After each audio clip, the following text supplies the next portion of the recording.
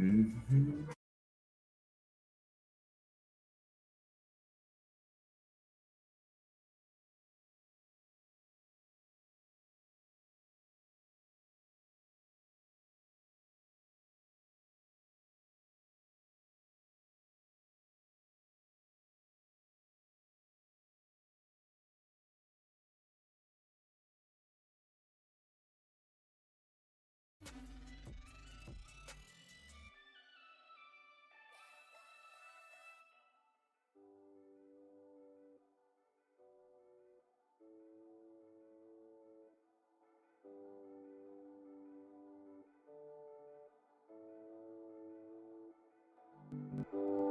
You showed me how to dare to love. So tell me what you're thinking of.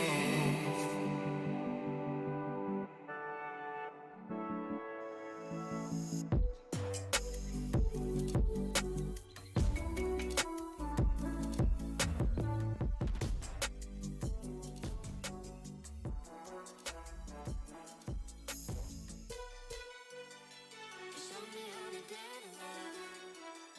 So tell me what you're thinking of. You showed me how to dare to love, love, love.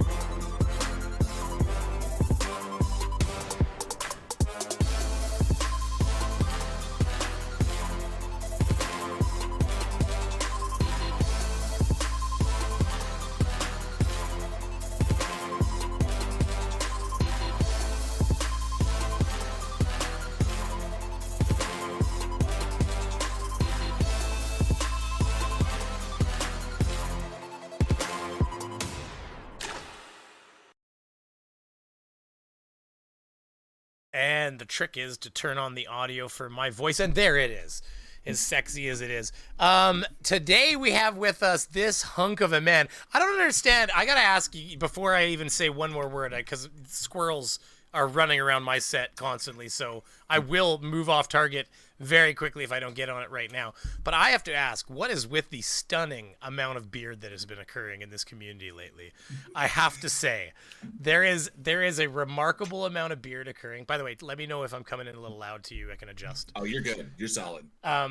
But yeah, there's a stunning amount of remarkable man beard going on, and the thing is, it's making me jealous. You know, like I do shave it, so it's my own responsibility on why I haven't grown this illustrious beard yet. But have you seen the shirts where it's like captainly, wizardly, and like it's got all the different lines on it? It's the best shirt ever. Those, yeah. I've seen a captainly, or no, captainly's pretty high up. One was like, I don't think I saw wizardly, but one.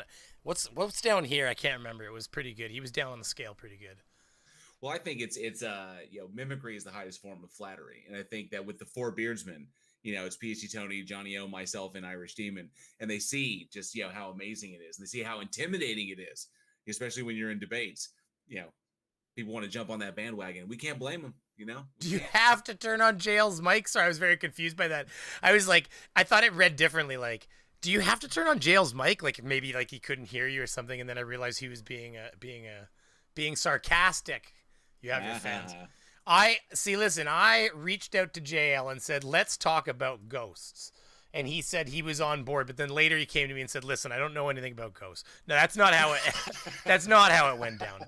But I did have some fun. I did have a little creative fun with the thumbnail, and I thought that based on some previous, because I think I did. I heard my cat, and it better not be climbing my Ethereum mine. I can't see. I put an object in front to block the noise.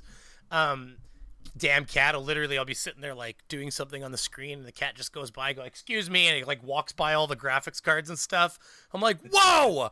I'm like, "Get out of here!" Like, pull the cat out of there and throw it away. No, but not. I'm not a Linity. No, I'm just kidding. Gently place the cat on the ground, everybody. Thank you. With love in my heart. Place it on the ground and step away. Just step away. That's all I did. I was really, really gentle to that cat. I mean, like, Alinity. I didn't really quite see it, but doesn't she just kind of like go like this with her cat? And it was like animal abuse. It's like my cat jumps from shit that's twice as high as Alinity through that thing. I'm not saying it was right. I didn't really see it, I don't think. But anyways, she was letting her. Big thank you to And the George said. I appreciate it. This is actually the original prototype Week in Horror shirt that I'm wearing. This was the very first one that I ever printed out because I just wanted to make a shirt that had the podcast on it. And I never mass produced this. I never put it on Teespring. So this is like legit. It actually had like the old QR code that people could scan and take them to the website. It's on the back. Oh, that's awesome. Yeah, but it's since expired because that thing is, those things are expensive to maintain. Really? You have to actually pay for a QR code? Yeah. I guess so. My friend who works in I thought a QR code is just a website. Like it's literally just data. It technically is, but there's places that host them. Now, my friend says that there's a way to do it permanently for free, but he never told me. I don't know. So he's like you etch it in your back in blood. Like that's the best way to do it for free. Get it tattooed on your arm. Yo, Brainy Beaver, how's the old nutsack? Yes, I really want to know. If you're talking about the vanilla, it doesn't come from the nutsack. Comes from the other one. It's carefully harvested from the taint. You skim that right off. You gotta get close. You're moving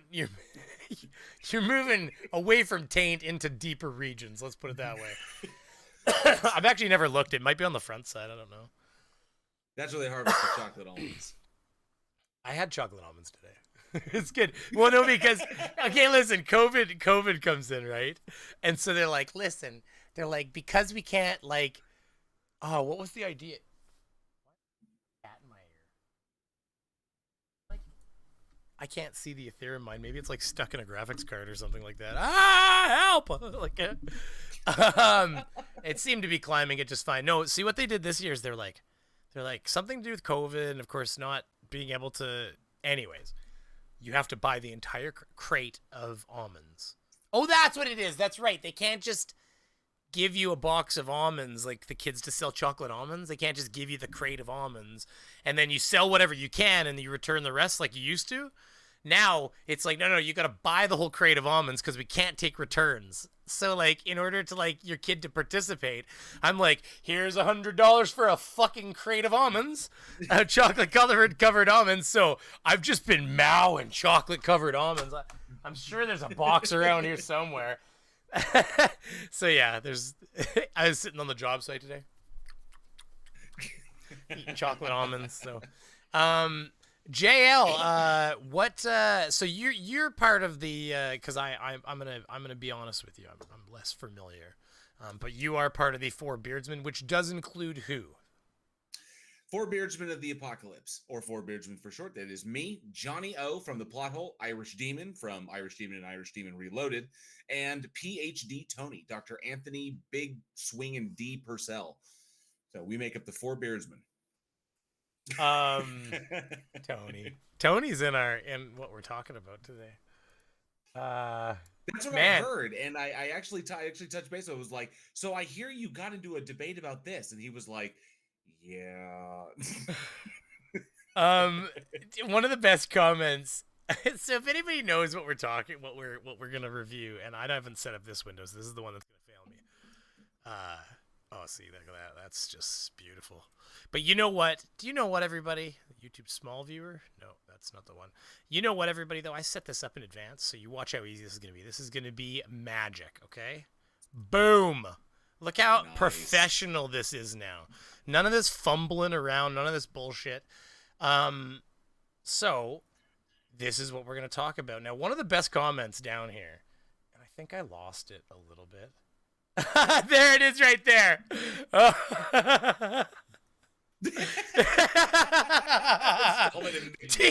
Team and Tony versus Richard Stallman and Mick Jagger. Oh my God, look at it. It's so true.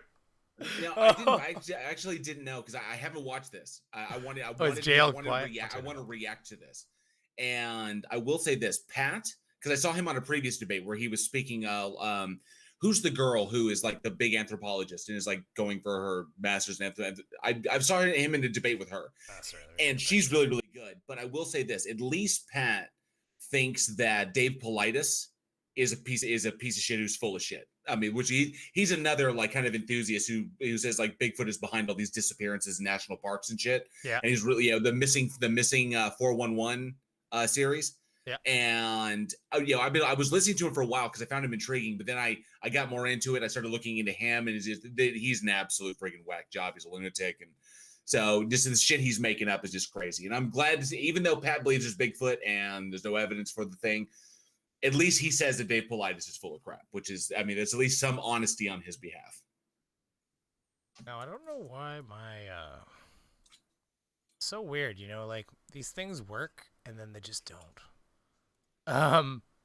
Like this so weird. I wonder if I could just like see, like my members scroll is actually there, but it's so small that it's non-existent. Kind of like, you talking like right there scrolling below the chat log? Yeah, well there's the Patreon scroll, but the members scroll is actually there, but it's like there's some sort of like bug going on with it right now where it's actually like super small for some reason. And it's like, and the only way I could probably fix it would be to, I think there's a way to, I'm just trying to find it here where it's like reset. You reset all of its like transform. There's, it's going to be reset transform. Look, watch, see, boom, there it is. See that? See at the top? There it is right there. Okay. So I just reset the size of it, and why it disappears like that, I have no idea. Oh shit.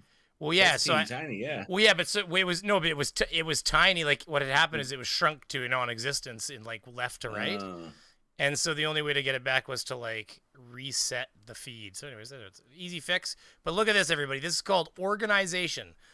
I went through and I found the thing that says label, text, new member, scroll, and I knew exactly where to find it. And now I have relocked the overlays and close the window. At least I would close the window if it would let me. I guess I'm just going to leave that window open. But anyways.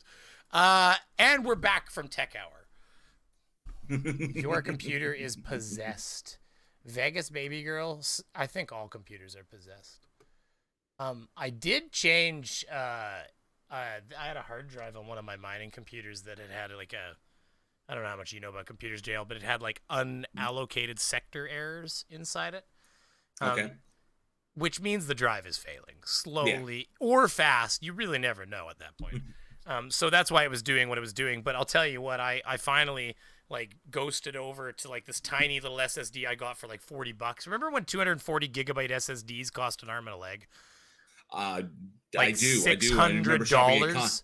Shopping at CompUSA and Fry's and shit like that. Yes, I do recall. And you would get the smallest one humanly possible, and all you do is put your operating system on it and whatever program you just really wanted to run lightning fast, and that was it.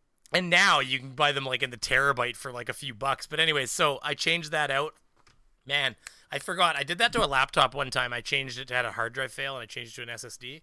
That is a night and day difference when you start booting on an SSD. It's like it can take an old computer and literally refresh. Now that hard drive was failing, so there was a lot of.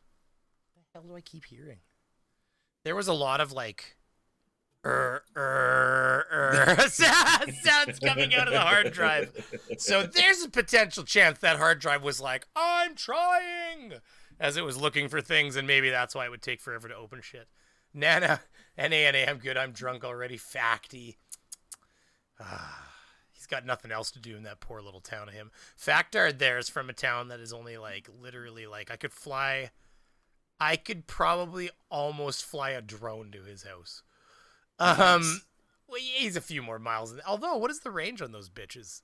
It's a few miles these days. He's a little farther than that. Like 15 kilometers, maybe, as the crow flies. But he lives in a town where if you're, like, going too fast, you might miss it. You'd be like, what was that? A couple houses go by.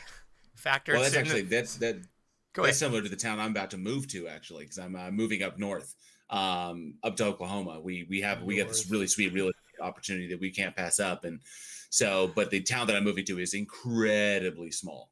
So, Why are they looking moving forward at to it. different speeds, though? Because I reset everything about them, and I wasn't that specific. Listen, you. We're not going to worry about the finer things right now. What I should have done is had that set up in advance. But as JL knows, I was like, coming in hot. I literally passed my kids off to my wife about 20 minutes before stream time because she had a Zoom meeting. Some big stuff going down in the world of daycare management or I'm kidding. If she watches this, I think it's a very important thing that you do. No, she's some sort of committee for like the only way to guarantee a daycare spot for our little girl was that she took some sort of like president role or something like that. So basically the kid gets but daycares is like I mean, like finding a daycare position in this country sometimes is like you might as well be Black Friday shopping for the hottest item. Like it just ends up being one of those things. So yeah, so she literally took this position just to get a daycare spot. So she has like, she has like meetings to do and stuff like that. But then she's going to get the freedom of no kids in the house next fall. Hey, there you go. 4 or 5 hours a day or whatever. So that's going to be, I have to find ways to take advantage of that for me. But I do want to ask you, so before we get started on good old Bigfoot or Mick Jagger and that here, how did this ghost thing start again? You've told me this, but I want to know when you started being a ghost hunter and when you stopped being a ghost hunter. Okay, so tell the audience. all right. Okay. Oh, and so, by the way, wait, before we get going there, just one quick note to Holly. See, I already fucked it up. See, every 2 times I say it right, I fuck it up once. To Holy Smalls, thank you for the $2 donation. And I do believe that you said something like, it started, first super chat. There you are. And look at that. There's your chat up on the recent super chat. You get your name up on the Hall of Fame. Thank you very much for that. I really appreciate it. Soon, YouTube's going to start taking a little bit of money from me until I get my tax info to them, but it's on its way. Anyway, so please go ahead with the how you became the world-renowned ghost hunter that you are, that we all know you as. All right. So, yes, it is actually true. When I was younger, when I was a believer in such things, I did do some ghost hunting. So I am familiar with it. I've walked a cemetery with a camera taking a picture of orbs. Exactly. Or like, walking, going out to strange places and, investigating urban legends and shit. So yeah, my friends and I, we were big believers and, we did that. We thought we were having fun. There's some haunted places here around Dallas that we went to.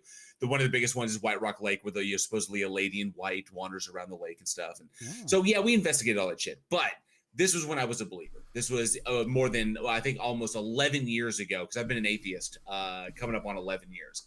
So I deconverted and, I don't do this stuff anymore. So that was my past. What the ghost story thing happened was in an episode of The Four Beardsmen. We were talking about people experiencing what they called spirits and shit. And my position is I will never, ever doubt that a person had an experience. I will never say you didn't experience something. That's just totally disingenuous to do.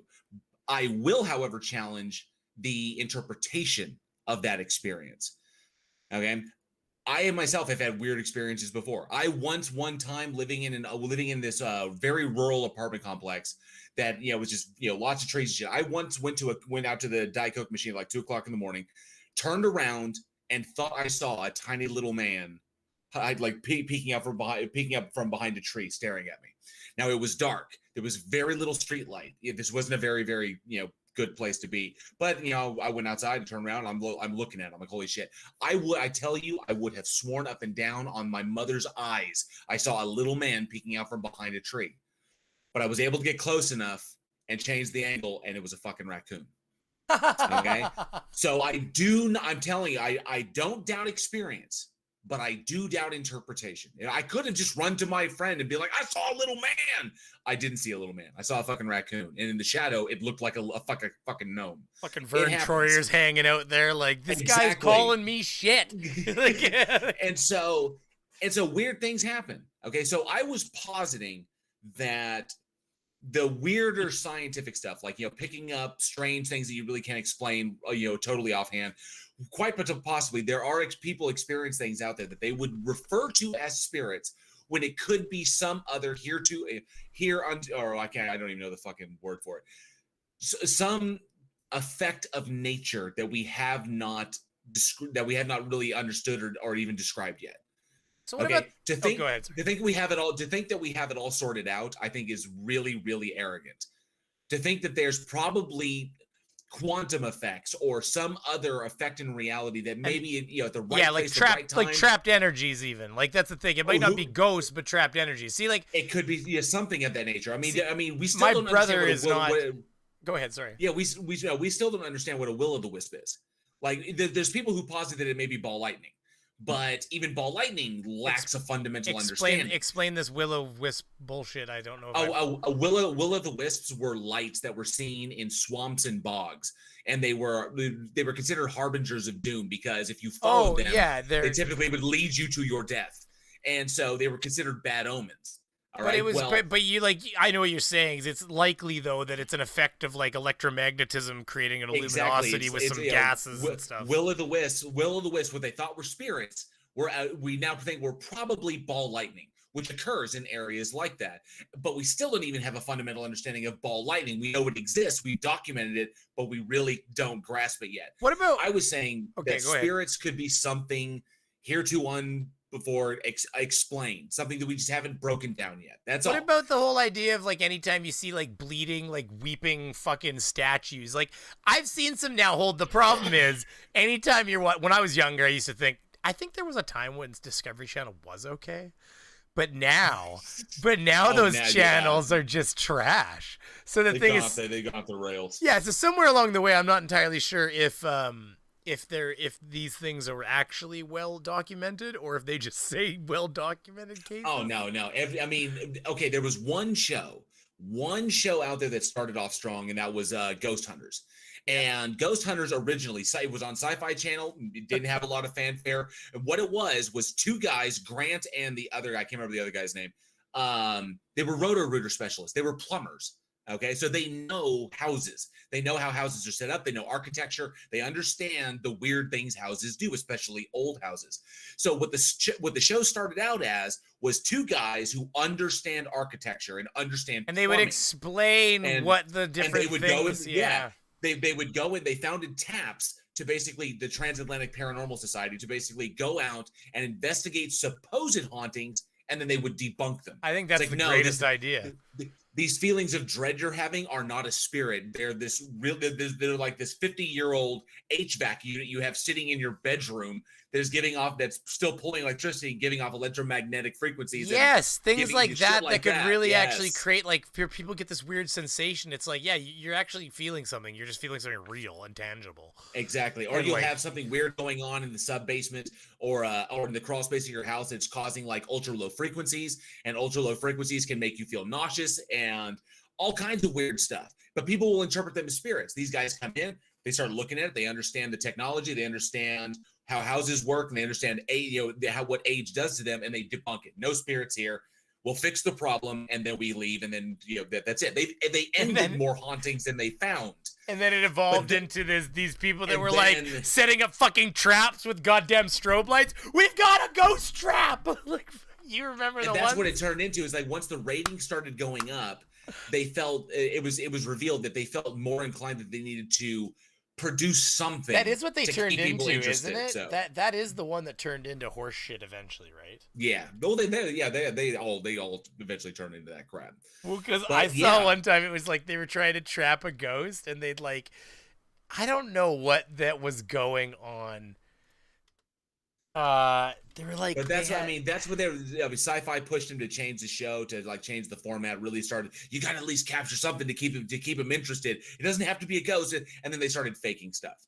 They started like faking events to catch on camera, and then a couple people caught them faking stuff, and then their reputation went out the window. The guys, it turned into a shit show. I think one of the coolest things, I still haven't played this Paranormal Activity game. You and I should hunt some ghosts together one day. That'd be fun. Oh, you mean Phantasmophobia? Oh, I haven't done it yet. It looks like it's hilarious and scary and fun.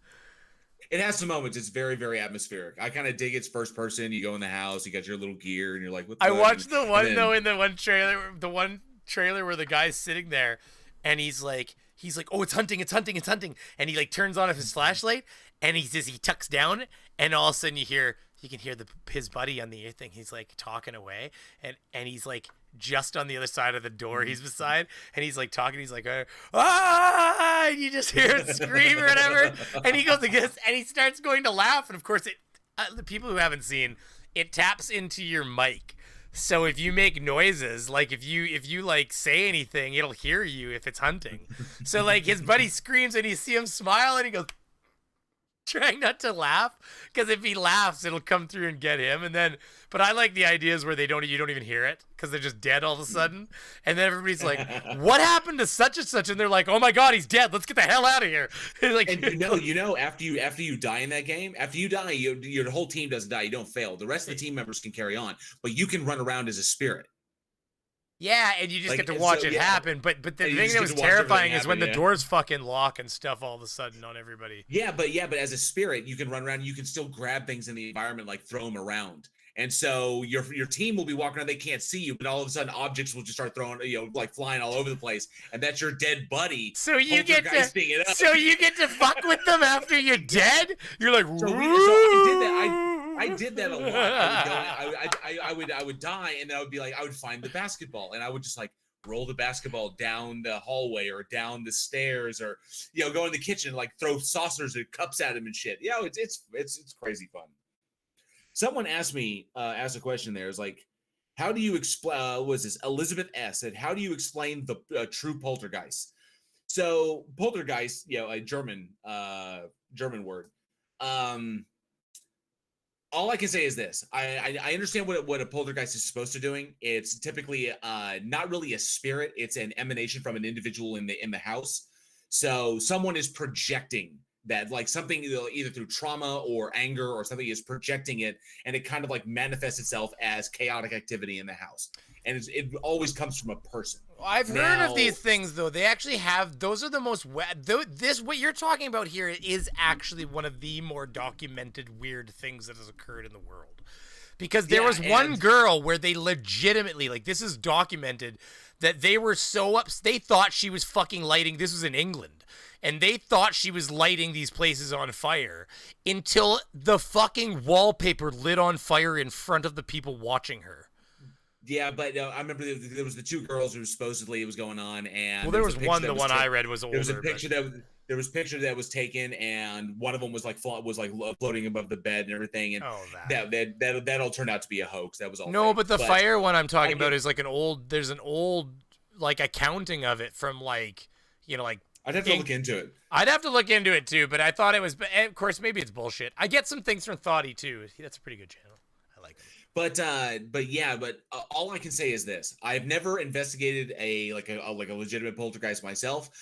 I have read about them and I know what they're supposed to be, and of course I've seen the movie. I love the movie, but all of the videoed, like all of the anybody who's given up documented, like it was like watch this, watch they set up a camera and they have their kitchen and it's all quiet, and then all of a sudden like the cabinet will flip open, something will fall out of and crazy shit goes on. All of them have been proven to be fake.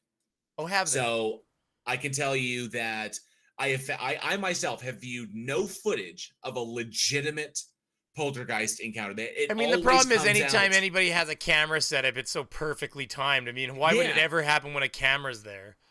And I've never spoken with someone who's encountered it themselves, who actually saw this, and every single one, like there was one that was supposedly in a bar, like something came off a table and like glasses fell off, it was supposed to be the middle of the night. There was nobody there and it was cameras. It turns out it was all set up. And that's because it's very difficult to keep a secret when you have multiple people involved in this.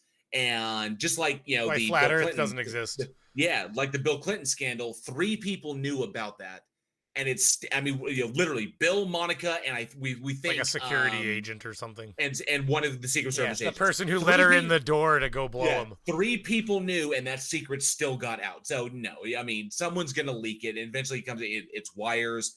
It's wires on with. Now, what about personal accounts though?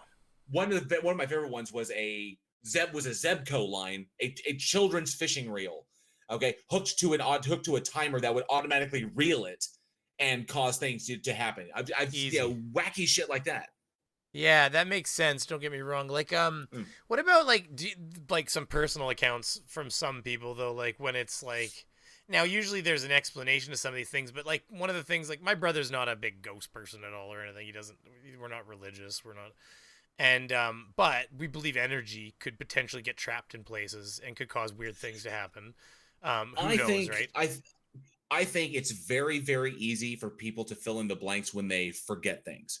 Like for example, one of the best examples I could give you. So I'm sitting here at my desk and like that. I've got all my shit, and over here I've got my Diet Coke. Okay, so I have in the past been so engrossed in what I'm doing, and I will take my Diet Coke, I'll take a drink of my Diet Coke, and I'll set my Diet Coke down. Okay, but I have in the past dropped something, had my Diet Coke in my hand, set it down on the floor without realizing that I'm setting it on the floor, go back to work, and then go back to get my Diet Coke, and it's on the floor. Yeah, and things like that. And I do not recall doing that. And people will, when your brain doesn't connect the dots very, very readily, your brain will fill in the blanks with anything it can to make sense of what it just saw. No, I get that. But what about when there's actually tangible? Okay, so what one of the things that happened to my brother is he had a basement apartment. And some odd things would happen in there, and he's not somebody who says this stuff lightly. Like he's not somebody who's just like, yeah, there's a ghost, like fucking. So I can't, and of course he'd be better to tell it, but he had this one time where, now there's things like sleep paralysis and stuff, and he's aware of all these things as well. But there was this one time where he went to get up and he could feel like a weight on his chest, and then when he actually pushed up, something went like that, and of course you're and he admits this. He said, of course you're half asleep, right? So then you think like, sounds like sleep paralysis. Well, yeah, but then it was like it continued for a few days where they would be doing something and like a chair would knock over, but the way that they would knock over is, he said it was really weird. It was like something short was running through, like something like.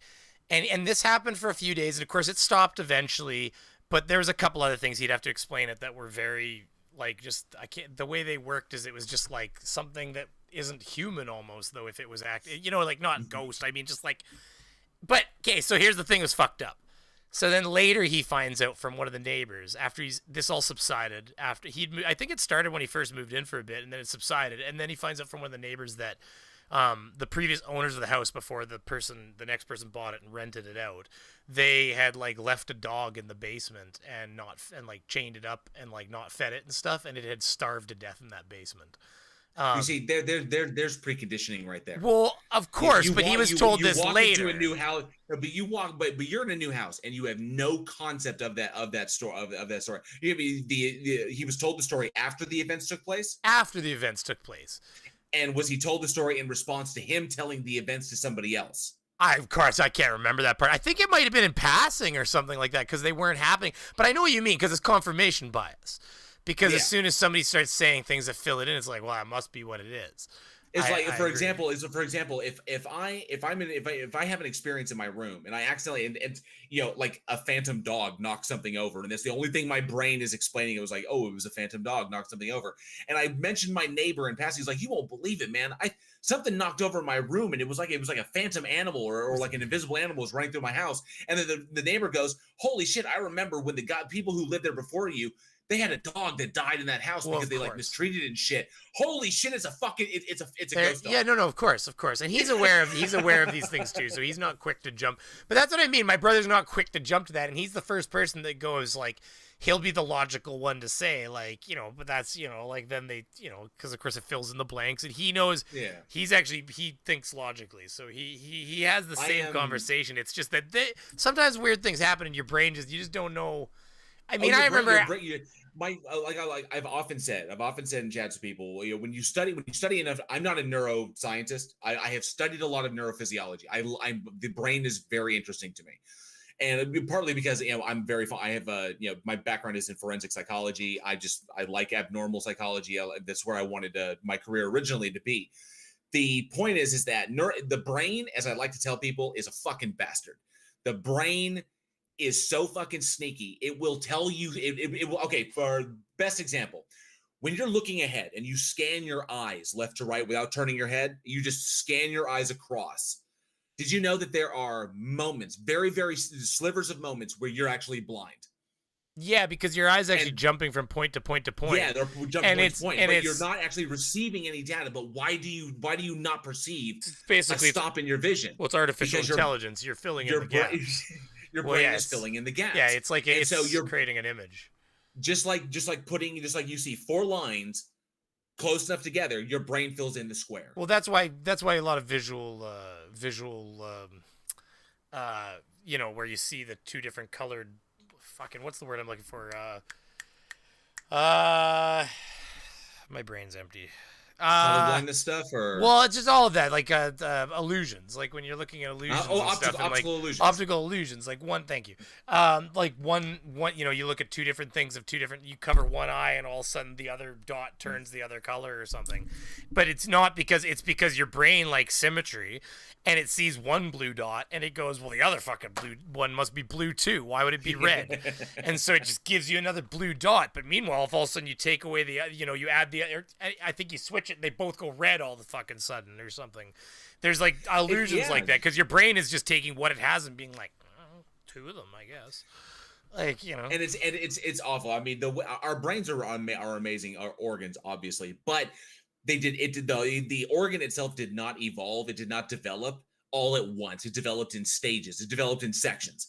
Yeah. So your hindbrain is lagging behind your forebrain by thousands of years, which is why we are still so ingrained with our fight and flight response. That's why that impulse is so powerful. Yeah, I liked what I think it was Tony. I think it was Tony that said it. Somebody said it in this debate, which we'll start right away here. But he had said, we're never going to get fucking, it's like 3 hours fucking long. We're going to watch about 20 minutes of it maybe. So, I mean, frankly, what I should do is just skip like 20 minutes in just so we get to the meat of it. But I think that Tony did say it best. He said, like, when you're, or maybe I was watching somebody else that said something when I was watching something about Bigfoot. But anyway, they were talking about people seeing things in the corner of their eye and then just being like running and being like, oh, the thing was fucking huge. And like, yeah, that's probably, I believe that that's what they said. I think it was Team or something. He believes that that's what they believe they saw. But your brain doesn't give you enough sometimes to actually fit. I said, like, it's like, and all the people around you just suddenly go start running. You just fucking follow them. You'll be 5 fucking strides in being like, what are we fucking running for? Like, you're just like, because you're just going with the pack. We are pack animals. That is what we'll do. And something interesting, and I don't know if a lot of people thought of it. I'm pretty sure there's a lot of smart people in your chat. My first experience with eye floaters. You're familiar. You know what eye floaters are. God, right? They can get almost out of hand sometimes. They're like, yes, they pile up sometimes. The very first time I experienced them, I thought I was seeing something legitimate. Like there was something just out of as I was trying to track it with my eyes, it was constantly moving inside because I had never read about them. I didn't know about them. I was young. Yeah, well, how old would you have to been by then? Because I mean, I guess I've known about. They run in my family. I mean, my dad had them really bad at the time, when he died. I've got them pretty bad myself. Sometimes they're really distracting. But when I first realized that I had them, I think I was like 14. Maybe I was like 13, 14. And I just caught one just right out of the corner of my eye and tried to track it. I legitimately thought I was seeing something because I wasn't aware of them. I'd never learned about them. I was ignorant of them. And my brain immediately went, there's something there. There's an object there. Oh, where is it? And then it disappeared. I'm like, holy shit, what did I see? Fuck. And then my mother's like, oh. They can pile up sometimes because they're like free floaters. And like most of the time you only got one or two and you can completely ignore them. But there has been one time in my life where they piled up on me. And I was like, to the point where you're like to look at something and you're like, fuck right fucking off. Like, I don't like, what are you doing in there? Like, get out. Now, that's a natural human thing. That's a natural human thing. Now, take that same experience and put it 10,000 years ago. When people had, when human beings had no fucking concept of anything. Do you see? Okay, and then say that they're seeing shit in their vision and stuff. Oh, I'm seeing things. And just think about how they would interpret that and how they would try to translate that to their fellow man. And you can see why we believe in such wacky fucking shit. Eye floaters? What do they call them? Floaties? Do we have I think they just floaters. They made a joke about it on Family Guy, and they like come wiggling into the view, and it's like they talk to each other. Yeah, aren't they like, well, I'm gonna go over here. Oh, I'm gonna go over here. You can't get away from me. And it shows like as his vision freaking moves around. As he's trying to track him, he's like, nope, yeah, over here, no. What the Hey, I think that's come in on the same feed. Let me hold on 1 second. hell are you working here? Oh yeah, shit. See, that sucks. Everything. I gotta move this. Yeah. Sound over. Because I've got you guys piled up. Oh no, you know what? That's what I'll move. It'll be easier to move this. Okay, you know what? I gotta move you. Or audio to a different feed here. Have a good night, for no raisin. For no raisin taking off. Let's have a good night, bud. Or heading to bed. Bud's an actually multi-sexual phrase, I think, isn't it? Mr. Andrat, people are cows. Pretty much. You get them in big enough numbers? Hell yes. Oh, we are absolute cows. Oh, lost him. There he is. Say something. Test. Check. Yeah, there you are. I'll turn you up, though. Test. One more time. Whoop, whoop. Test. I gotta turn your bass down, though. Test. That's a meaty voice you got going on there. Yes, so now that I've moved that, I gotta move one more thing. It was the audio from the music. Sorry. Just 1 sec. From the music. There we go. I just gotta move it over to... From there, I gotta move it to aux audio. Okay, there we go. Auxiliary. There we go. You got so many different switches when you're running these streams. But I just realized that was a problem when I was looking for the iFloaty joke, but there it is, fucking right there. Yeah, right here. I don't know if it's gonna be a different language though. At it dead on. It's always Here. Fucking Jesus Christ. That's funny. Here. I'll get it in the watch window. gonna feel smaller than my Can you hear that? Yeah, I can hear it. eye floaters. Here's one now. I can never look at it dead on. It's always trying to get away. Hey, eye floater. Hi. Hey, where you going? Away from your pupil. Well, maybe I'll look over here. I'll go over here. You got an answer for everything, don't you? Eye floaters. Everybody's had them. You're like, ah. And I sit there and I wonder. I was like, how you think of the things that we encounter that we absolutely understand. You go the big thing. You go lightning or thunder or earthquakes and shit like that. To them, the earth is shaking. It's all coming to an end. And then whatever. And then they come up with some reason as to why the earth suddenly shook. But things like that, the weird things like you imagine someone 10,000 years ago, if they had heart palpitations or a heart murmur or angina. Okay, Straight and how they death would sentence interpret back it. then, wasn't it? Exactly. And, before it killed him, it's like they would wake up every morning and they'd be like, oh, this heaviness on my chest. They would think that there's a weight there. There's a weight there that I can't see. And then they start making shit up as to what the weight could be and so on and so forth. So, yeah.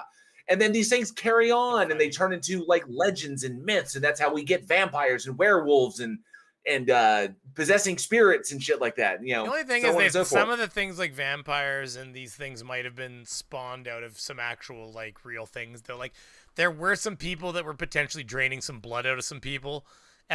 There was some like doctors that were doing a lot of tests back in the day, I think. And there were like these whole Jack the Ripper things and stuff like that. Like there were people that were just like, oh shit, he has no organs. Oh. Like, you know, like because somebody was back in his place, you know, I need to cut open another liver. You know, like Well, you have stories like Burke and Hare, who used to grave rob, and then take all the flesh off the bodies, and then donate the skeleton or sell the skeletons to university for anatomical study. So wait, they're still hanging in fucking universities everywhere right now. Yeah, like stolen skeletons. And how would you ever know which one's which? And then, but then when they people started figuring out, oh, the people are robbing graves, and they upped the security, then they moved on to murder. So they would kill people, and then it's easier to get the living people than the dead people. At some and then point. sell the skeletons in medical research, and then in a twist of fate, because the English court system was we had a good sense of irony back in the day when they were tried and found guilty. I believe it is Burke had his body after his execution donated to science. He himself became what he was peddling. Well, he believed in it then, at least. Well, the judge that was the judge's order. Well, there was a guy. Yeah, so they did that. That's good though. There was a guy who was murdering children in like our lifetime here recently. Hold on, before I go on to that, Bella charged New Zealand $5, whatever the hell those things are called. What is a New Zealand dollar called? Is it like a New Zealand? I got nothing. I actually don't know. Somebody type what a New Zealand dollar is called and at me for God's sake. So I can see it. What up, fuckers? Take some bacon money. I imagine that up would have pushed him past that 5 New Zealand. I'm not entirely sure. It's a New Zealand dollar. Oh, okay. Well, fair enough. I think just like an Australian dollar. It does have a dollar symbol, so you're right. That is a dollar. Yeah. Dumbass. Talking to myself. And then Holy Smalls, I'll give you $5. Can we squirrel to the debate? Yes, we can squirrel to the debate. What was I about to say though? Right before that, there was a guy. He was convicted of murder. I think it was like a lot of children he'd killed. And he'd been like strangling them and then cutting them into pieces and then dissolving them in acid. And then they literally were like, and it like was like, that's right, we shall strangle him, cut him into pieces, and dip him in acid. And the human rights like groups got outraged and everything. And I was like, no, are you kidding? This is the best punishment ever. How, like, if the guy legit did it, how is that not the best punishment in the world? We're gonna just do the same thing to you. It's the crime. I mean, I'm sure that suffocating could be quite quick and painless. So before we jump into the debate, started actually looking at what team and Tony were doing. I did watch the new Hulu documentary Sasquatch. Did you? I haven't seen it. Which is interesting because because it starts out looking like it's about Bigfoot, then it turns out to be something completely something totally different. But it was a very, very interesting one. But it familiarized me again with the Patterson Gimlin tape. And a lot of the people out there that think that this thing is out there and still believe in it and go out there looking for it and shit. And I used to kind of believe that there's the potential, but I've just seen too many things to show that it's just bullshit. Like it's like, first of all, this whole idea of like, oh my God, the one thing, and I wish I'd wrote the fucking timestamp down because there's no way I'll ever find it. Oh yeah, no, I did. I literally commented on this bitch and left a timestamp for it. So I've left myself a cookie trail. Like, listen, it's just, it's all of this bullshit. Let's let him. I want to go straight to this timestamp. We'll start with this because it was the funniest thing I've ever heard. Yeah. Hunters don't shoot them. This is okay. So where am I? 125.32. I want to make sure I don't lose that. 125 here, 15. We'll get an extra 15 seconds on it. Okay. Cameras to even validate anything like this. We should see this more. It's Go ahead. okay. I agree. I mean, you're again. There's a misunderstanding here, because unintentionally, I'll say you're oversimplifying it. Hunters don't shoot them because they look big. First of all, they look big enough to go, this gun ain't gonna do nothing to this. And number two, it kind of looks human. I don't know what I'm shooting at. A responsible hunter doesn't shoot at something it doesn't know what it's shooting at. So there's a lot of and there are so many people every single year charged with irresponsible hunting. It's shocking. And so the first thing I wanted to do, and I said it right here, I put, like, my comment was basically, I said, I promise you, the gun I use to take down a full-size bull moose will kill a Bigfoot, no problem. Yeah. That sentence right there made me literally laugh out loud. There are requirements for rifles of sufficient joules of force required and a minimum per game type. My 30-06 or my buddy's 300 meg is going to dispatch that no issue. So, like, anybody who says that is like, you have no idea how powerful a boomstick is, sir. And you're telling me that Bigfoot is only appearing to the responsible hunters? Bullshit. Well, bullshit. Because I'm telling you, if I'm out there, even if I'm hunting for sport, even if I'm hunting for food, I'm only killing what I'm gonna eat. I see a fucking Bigfoot, the shit is going down. Why? Because money. Well, this is actually one of the comments in there too. He says, like, the two comments on my thing are like, so the first guy says, if anything, the fact Bigfoot is so big would very likely make a hunter shoot it for self-protection, which I agree. And then any hunter who thinks they see a Bigfoot would blow it away and instantly become famous and rich. Yeah. Exactly. The guy who rolls into town with a Bigfoot corpse and puts this debate to rest is going to be on top of the mountain for quite some time. So that'll be his discovery. So his whole thing about not shooting things that look like humans, I'm just going to read this other part because this is a true-to-life story that, my dad was a police officer. So I say, as for not shooting what it doesn't know, my dad was a police officer and he went to a death at a dump. Two guys staring at each other through the bushes, both illegally hunting, neither wanting to say anything so they didn't get caught, but both thinking they're looking at a bear because of the camo hats and the foliage in the way. Eventually, one guy finally takes the shot, runs over to verify the kill, and finds a guy dead with a hole in his throat. Conclusion: accidents happen, people shoot at things they think are other things all the time, and boom, boom, sticks kill things, even his mythical Bigfoot. Yeah. Like, because if Bigfoot exists, it's a living organism.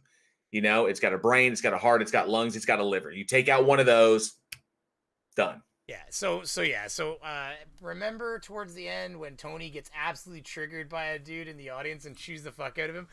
Angel Gamer's 3 hours long. Angel, if you want to get me a timestamp, by all means, please at me a timestamp.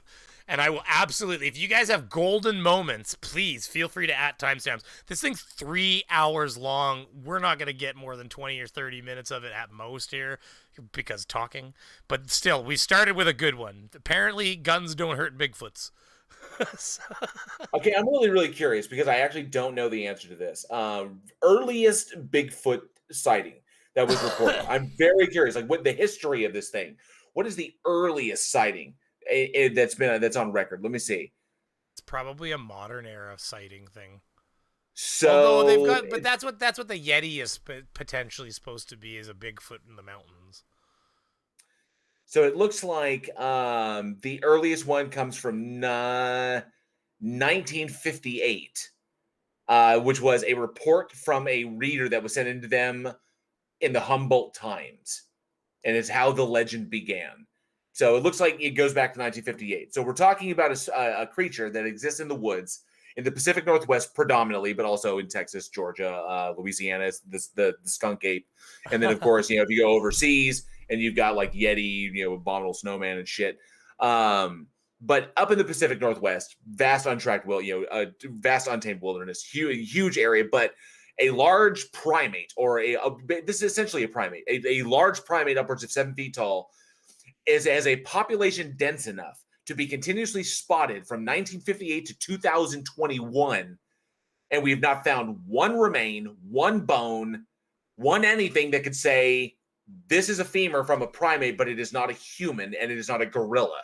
So we've not found anything. What are the? I mean, what are these animals? What are these creatures doing? Are they as smart as we are to cover their tracks in such expert mannerisms? I mean, come on, no fecal material, no evidence of any kind of habitation. No, and obviously they move. They're nomadic. We'd be able to track that. We'd be able to track their migratory patterns as they move up and down the coast, or move inland or outland or whatever. But none of this. Always a one footprint in the mud. Trying to hide and mixer there. Alert box. Okay, sorry. Yeah, I haven't been. The alert box hasn't been playing sound because apparently I had it muted in the background. So I apologize, everybody. But I want to thank real quickly Lord Luminous Poo for the $2 Americano, and it says, "If it bleeds, we can kill it." Arnold and Predator, the great Arnold Schwarzenegger. I like to joke about him. I was saying to my wife if the other it day. bleeds, we can kill it. I was talking. That's true. If it bleeds, we can... I always think of him when he's just covering himself in fucking clay. Cause I'm just kidding. And NA says Bigfoot is as fake as flat Earth. Agreed. There's like some of the water creatures are a little fun, but anyways, but they're all just like big eels. They think that some of those, like there's one in Lake Okeechobee or Lake Okanoko. Oh yes, there's one in Lake Champlain, and that's Champy. Champy's in Lake Champlain. Which one's Champlain? Lake Champlain, I think, is up in New York. We have Oumuamua or some bullshit or something like that. I can't remember. It's a lake in Canada. Lake Champlain, Monster Lake in North America. Where is that lake? Is it in? No, we have one up in Canada. I'm trying to find the lake. It's like North America. Let's see. Lake Champlain is a natural freshwater lake in North America. Borders of the United States will also cross the Canada-U.S. border in New York. Yes, it is the New York portion of the Champlain Valley. Of the Champlain Valley. And yes, Champy supposedly inhabits that. We also have obviously the Chupacabra running throughout Texas, New Mexico, and Arizona. We've got the Minnesota Dogman. We've got the Jersey Devil. We have Mothman, who has popped up in a couple of places, more notoriously in West Virginia. And, of course, if you want to go with Texas legends, we got hoop snakes and jackalopes. Okapogo. Okay. In Canadian folklore, the Okapogo is the lake monster said to inhabit Okanagan Lake in British Columbia, Canada. Some scholars have charted the entity's development from First Nation folklore and widespread water monster folklore motifs. The Okapogo now plays a role in the commercial symbolism and media representation of the area. But I wonder the entomology, the origins of the... oh, God. There's like a fucking. But it goes up there just like in Australia. They got drop bears and they got bunyips and they got yowies and everyone's got their thing. Like across the board, every country's got their mythological wild man. The idea of the untamed man outside of society, running about uncontrolled, out there in the woods, the terrifying, uncivilized person. And I'll be honest with you, lakes are scary shit. Like, I mean, any deep water, like I've scuba dived like down to 100 feet in the ocean. Thermocline in a lake is usually around 30 something 40, so you're not going that deep in most lakes. I've hit the thermocline in a lake. That is a devastating thing. You're like swimming along, just going deeper and deeper, and then all of a sudden it's like the water just suddenly becomes freezing. Like freezing. Like there's just like a line. In fact, I've seen it where I've floated above it and pointed at it to the person I'm with and pointed, and the leaves are sitting on top of it. Because the leaves have sunk, and the thermocline is a line in the water where anybody doesn't know what I'm talking about. There's like a line in the water where all of a sudden it's just fucking freezing cold water below that. Like, and oceans have them too, but not as much, and it's going to be way fucking deeper. But in a lake, it's like 40, 50 feet deep, depending on the lake, and it's like freezing cold water. Like, we're talking like you need a proper wetsuit to dive past that level, or else, like what happens? We swam into it head first, and the first thing to hit it's your fucking head, and it was like all of a sudden your head is in. You don't even know what happened. You're swimming, and all of a sudden you're like, holy shit! You're like, you and the person you're with are just suddenly pushing backwards because you've like hit a wall of freezing. It's that shocking when you hit it. But yeah, the cool thing is the leaves will sit on it because of the density difference. So the leaves will just sit there, so you can literally see it sometimes. Yeah, it's badass. Yeah, it is badass. We have a pretty gnarly lake here in Texas, called Possum Kingdom, and I'm a big catfisher. I love catfishing, and Texas is a fantastic state for doing it. There's a bunch of lakes down south of us around the Austin area, which are really, really good. Lake Caddo is really, really good. But Possum Kingdom is where I learned life saving in the Scouts, and it's where I was trained. And that lake is mega deep. It's seriously. It's also where Devil's Gate is, which is a 100-foot spire. Basically a 100-foot cliff face that goes up above the water, and it has kind of a space between the two, and then it goes in there. There's a little cove in there. People live around it, and that lake gets up to about, I think, almost 200 feet deep. It's pretty, but it's full of giant alligator gar. Okay, yeah, that's interesting. Alligator gar? You don't know what an alligator gar is? I know what a gar is. I've heard this before. Why don't I know what that is? I do know what this is. But yeah, the lake that I trained lifesaving in is chock full of giant alligator gar, which get upwards of like 6.5 feet. Sorry, I'm reading something on the side here that's sent to me. It's a little fucked up. Someone in the chat challenged me, and this Elizabeth S. So Elizabeth S. wanted to describe her paranormal experience and was challenging me. Now, I could not possibly explain. Elizabeth S., if you're still listening, let's see. She says, so you're saying that I somehow moved a leash in the front hall when I was in my bedroom, opposite side of the apartment, fully aware of the present. That's just one example of many. So there's too many questions there, Elizabeth. Was the leash in full view of you? Did you hear it rather than see it? Did you assume it? Did you hear a noise and assume it was the leash? Did you confirm it? What time was it? How tired were you? What were you doing before you did it? What did you do immediately after you had the experience? Were you just waking up? Were you dozing off? There's way too many variables that go into this that determine that could give us an idea of what actually happened. And the biggest problem is that the further away you get temporally from the event, the more your mind will solidify what you think happened, until it's literally, this is exactly what happened. And then, like, if I never investigated the little man behind the tree in the middle of the night, now, because that was when I was 23, I'm now 40 years old. So we're looking at 17 years. I would have been a little man behind the tree. I swear to God, I fucking saw it. But no, I investigated, and it was a raccoon. Because I went further. I said, I'm not going to see it. First, I was looking at it. I was like, I'm not seeing what I think I'm seeing. I'm not seeing a fucking gnome behind that tree. Gnomes don't exist. But it looked like a fucking gnome. Keemstar does actually exist. So what you just said is fucking wrong. I have seen the gnome. The gnome is Keemstar. So yeah, I wouldn't want to run around. Like I said, my position is I want to believe as many true things as possible and reject as many false things as possible, and I make as few assumptions as I have to about reality. That's the important thing. I assume nothing. I live in a very old house. This house that I own right now that I'm about to sell is actually a very old house. There is a lot of weird shit that we hear sometimes in the middle of the night, especially when you're dozing off, you hear something crazy or funky. But it's a house. I understand how houses work. I understand what I'm hearing. Most of the time, it's animals making, like in the crawl space or on the roof, or we have possums that will visit our attic, for safety during storms. And I don't know how they get in, but they fucking get in, and then we hear them. This is the whole thing. You don't make assumptions. You investigate. You go further. Don't automatically assume that it was a supernatural event, because what is more likely?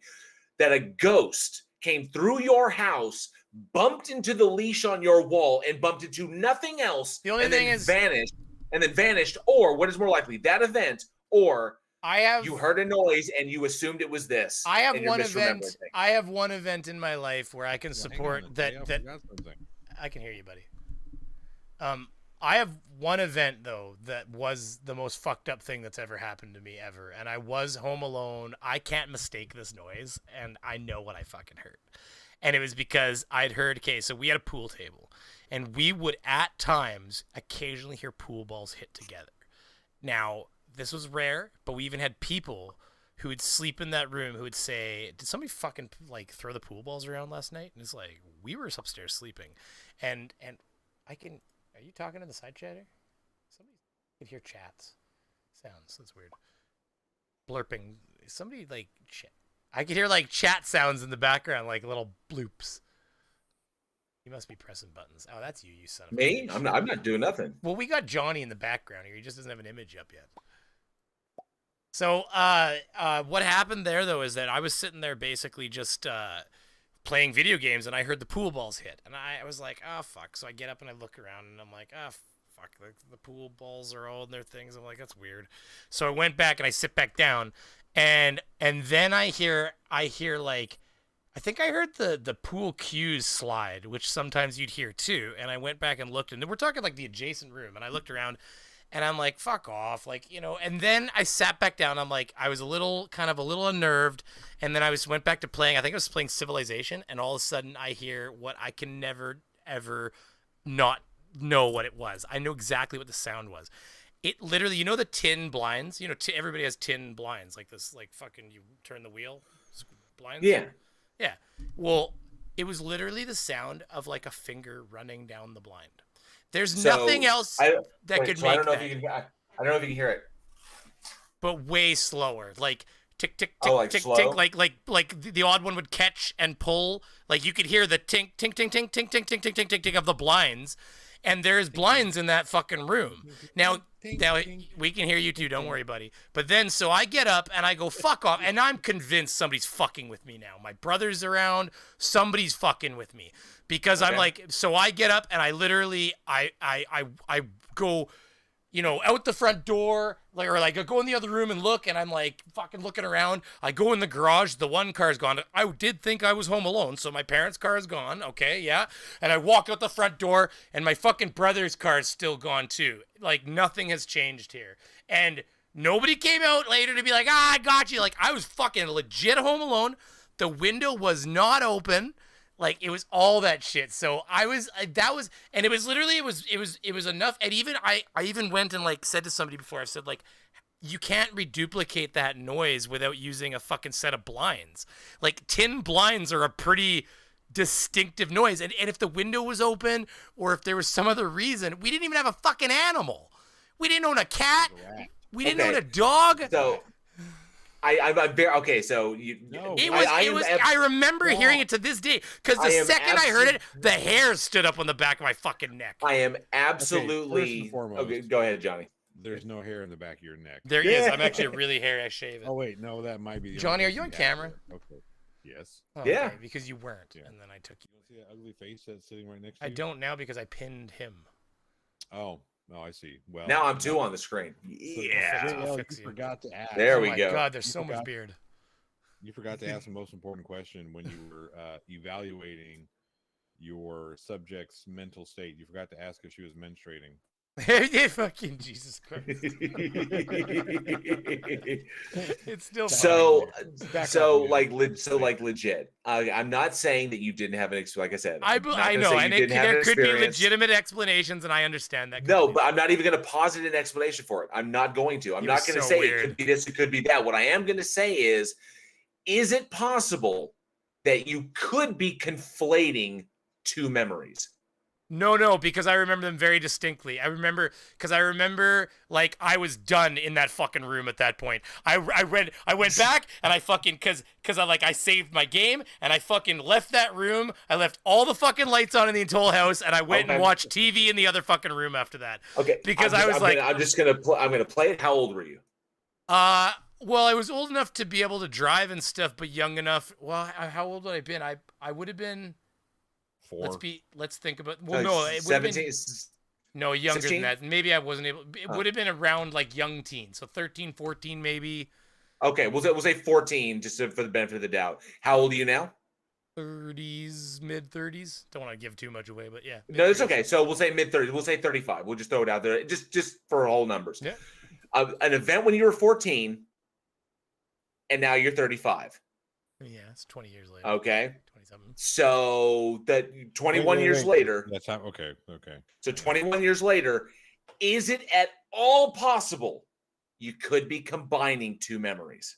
I really don't think so, because I've always remembered this the way it was, because it stayed with me forever. I was like, the weirdest noise I've ever heard.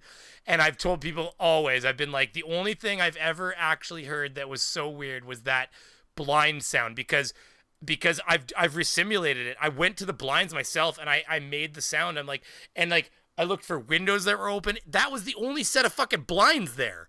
The other one was like a screen door, and it has those long, and they were like fabric, you know, the shitty ones that fucking turn. You can pull. You want to know? You said something weird that humans do on occasion when they think that they hear something. Is that, and this is really, really funky, and we do it to ourselves and we don't even realize it. Is that you'll think you hear a noise. It's like, well, okay, like I heard a noise in my house. Like, what did I hear?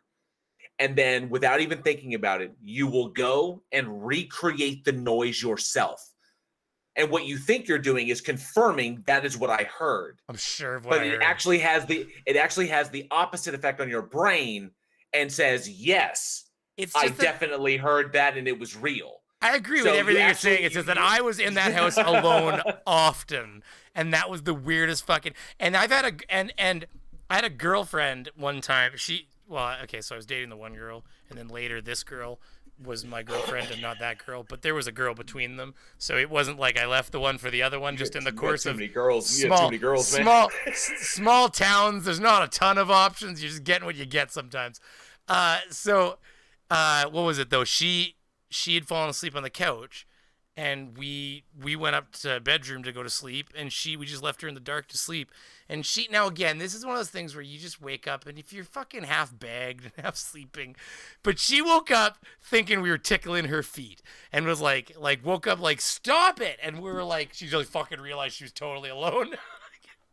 So we've had more than odd person. That sounds like a dream.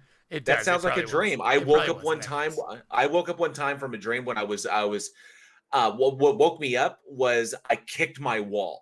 Like, because I used to have my bed long ways up against my wall. And I attacked my cat the other day. It was barefoot. Woke up and I was like, what the fuck is this? Like, I threw the blanket at it. And barefoot, I kicked the shit out of my wall, and obviously it woke me up. Now, the dream I was having was I was angry at my brother, and I was chasing him. And I tried to kick him in the ass, and I legit just kicked my wall. And I was like, why did? And then of course you wake up that fast, your memory, you're kind of like, what the fuck, like that. And then I'm still angry at my brother. My brother did something. And then then you realize no, that it was a dream. So obviously, if you feel something, you can feel physical stimuli when you're in a dream. I'm gonna share a story with you that's not a dream. That is a 100% fact. So before you go on with that, I just want to read the one comment here. Is from and we won't talk about. We'll let you talk. And the George said, in high school, the only unexplained thing I've ever seen was when I locked my keys in the house, dead bolted and all, but I didn't have them, and I don't know how it happened. I'm still confused. See, those are weird things. Like, how does it's obviously a parallel dimension. So go ahead, Johnny. Go ahead, Johnny. Because I don't want to. Yeah, you wanted to talk there, and I'm gonna go for a quick pee while you tell a story, though. Is that okay? It's gonna go for a quick pee. I'm gonna listen on my own stream. I'm gonna get it ready here so I can hear you tell the story. I'll just be 15 seconds delayed while I go for a pee here. Lordy. Oh yeah. I had a dream once. Okay, go ahead. I'm listening. That's a fact. I'll be right back. You're in charge, guys. Be good. We're in charge. That's a mistake. Why did he leave the mouse on my face? Oh, that's fucked up. Right like the mouse is right there. Right on your nose. So apparently, I have a question. Why is the Mandela effect a thing? I never thought that Mandela was in a fucking prison. I mean, they died in prison. I knew people was the president of fucking South Africa. I don't think anybody's been able to figure out why those two memories are conflated, or like narratives. Like there was an article or something that posted that erroneously said he was dead, and then people read that, and then. But it's obviously it's misremembered. That's where it comes from. But I don't think anybody's been able to narrow down to its origin, like where it came from. But yeah, it's just bad memory, or just misremembering shit. No. Yeah, I guess. Like the Bernstein Bears, Berenstein Bears. People will swear it is this, but that's just a mispronunciation. That's all that shit is. Well, people will say it was actually spelled differently. They'll actually remember it being spelled a certain way. Because people are stupid. Because no, I won't say people are stupid. I say our brains are shitty bastards. Is what they are. Our brains are. Oh my god, the Bears. A few seconds behind. Just a random. Oh my god. Oh man. What are these noises coming from then? Says Elizabeth S. I'll tell you what they're coming from. There are people who live under your stairs. Don't tell her that. We love you, Elizabeth, by the way. thank you for always being here. Thank you. Well, look at that. What? I ate the mouse cursor. I ate it. I went, and it disappeared. There was a story I watched where there was a person who could swore that there was their milk was going fucking missing and the food would fucking vanish, and they're like I think that their loved one even was like, "You're fucking crazy," and they're like, "I swear to fucking God, there's sausages that were here yesterday and gone," and turns out they finally set up a camera trying to figure out what the fuck was going on. In the middle of the night, guy fucking crawling out of their fucking attic in the middle of the night. There'd been a guy living in the fucking attic for 3 or 4 weeks. Just and he would pop out. At one point, I think it was a woman. Yeah, she came out. They came out. Woman. He literally hid. Sorry, go ahead, please. So literally at one point they've got the camera going. She comes out of her little crawl space where she's been staying, is rummaging through the refrigerator, is drinking some stuff, and then she hears him wake up, and then she hides underneath the kitchen table, hides. He walks into the kitchen, gets some water, drinks some water, turns around, looks around for a sec, and then just goes back to bed. She was right there in the fucking room with them and didn't see him. Let me ask you a question. Was her name Anne Frank? She's been up there a long time. The greatest game of hide and seek ever. It's terrible. Terrible. No, I went to sleep once. Go ahead, sir. Which is very, very rare for me. I generally don't sleep. Anyway, I had a dream that there was a tornado outside my house. And this tornado ripped the roof of my house off and took my wife and youngest daughter at the time. And right at the second that this tornado rips the roof off and takes my wife and young daughter, my son in real life barges in a bedroom screaming about there's a tornado. So I wake up and tornado alarms are going off and there's an actual tornado outside our door. Literally hey, I was asleep dreaming about a tornado ripping my family to shreds. Hey guys, tornado here. I just want to give you a couple of moments, maybe get some shit together, but I'm gonna be coming through here. I really can't do anything about it. So yeah. And then real life waking up, here's my son banging on our doors. Guys, get up, there's a tornado. Well, you obviously heard the sirens. Look, JL. Just let it be. Let it simmer before you destroy what happens. Just let it simmer. Well, no, that's the amazing thing about the sirens in the future. No, you heard the sirens while you were asleep. Because the sirens go off. The sirens go off just before the tornado. You obviously heard the air raid sirens, and then incorporated them into your dream. So you know what I hate incorporating into my dream is when you're having a nice warm pee in your dreams and then you wake up and things have gone horribly south. I haven't done that since I'm 33 years old. Those are always the best, eh? As a kid, I actually remember them vividly. You'd be I mean, in your dream, you're fucking doing the right things.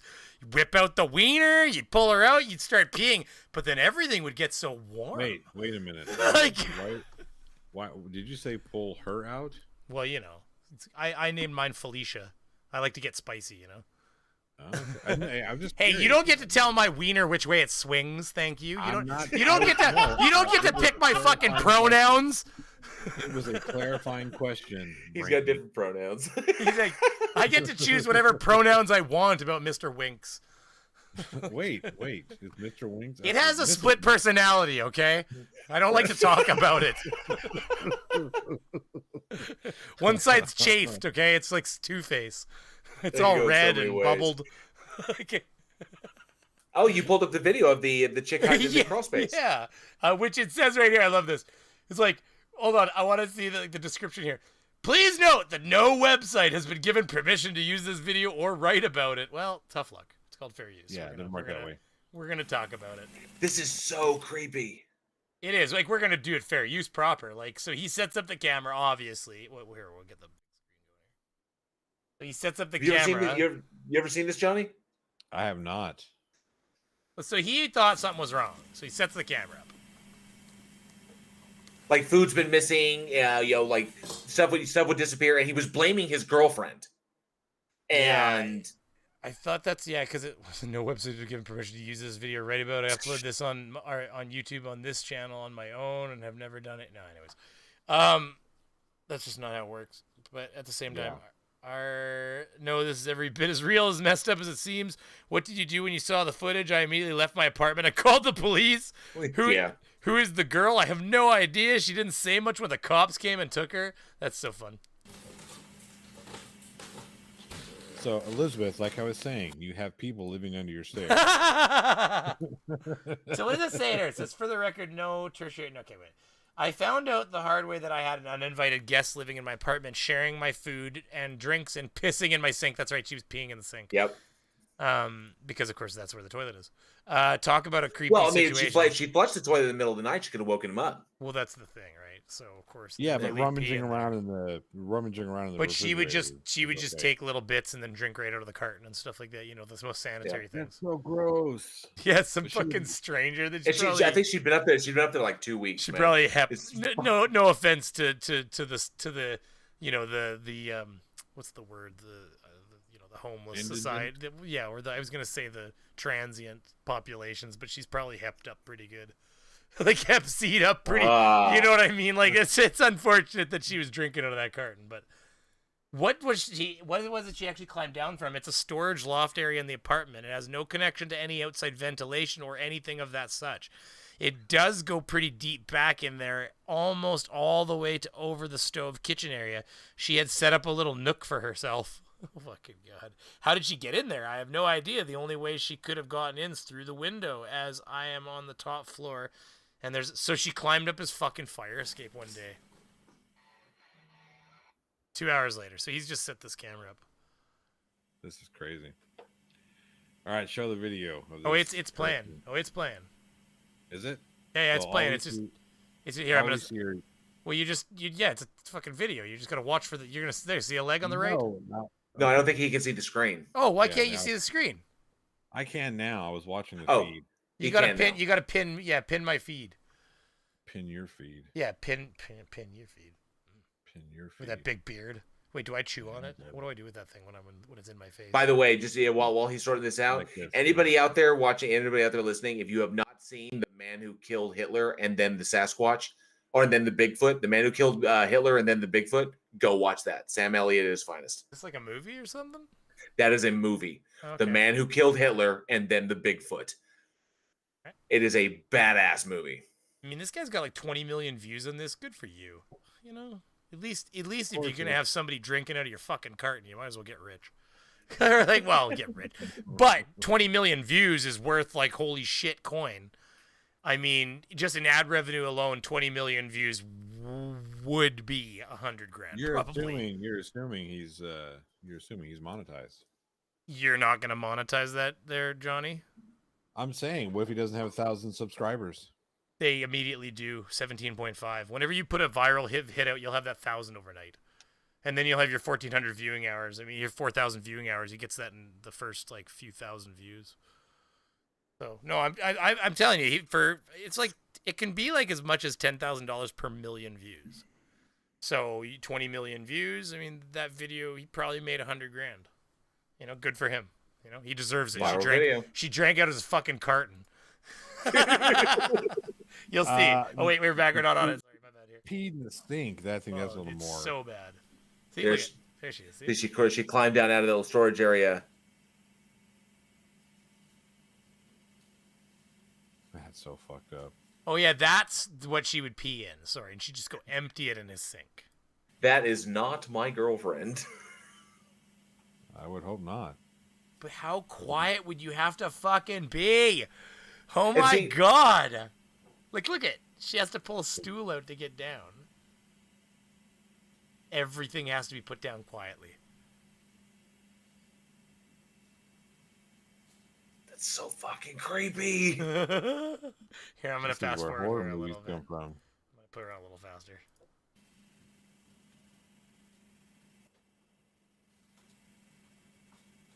This is 1.5 times speed, by the way. Like, and you can barely hear her on the that's how quiet she's being. You can barely hear her on the security mount. We've got the volume on. It's on right now. I'll turn it way up even. No, I mean it's like that's how quiet she's being. So obviously, you Why can't I hear those donations? I don't know why that's not working for me tonight, guys.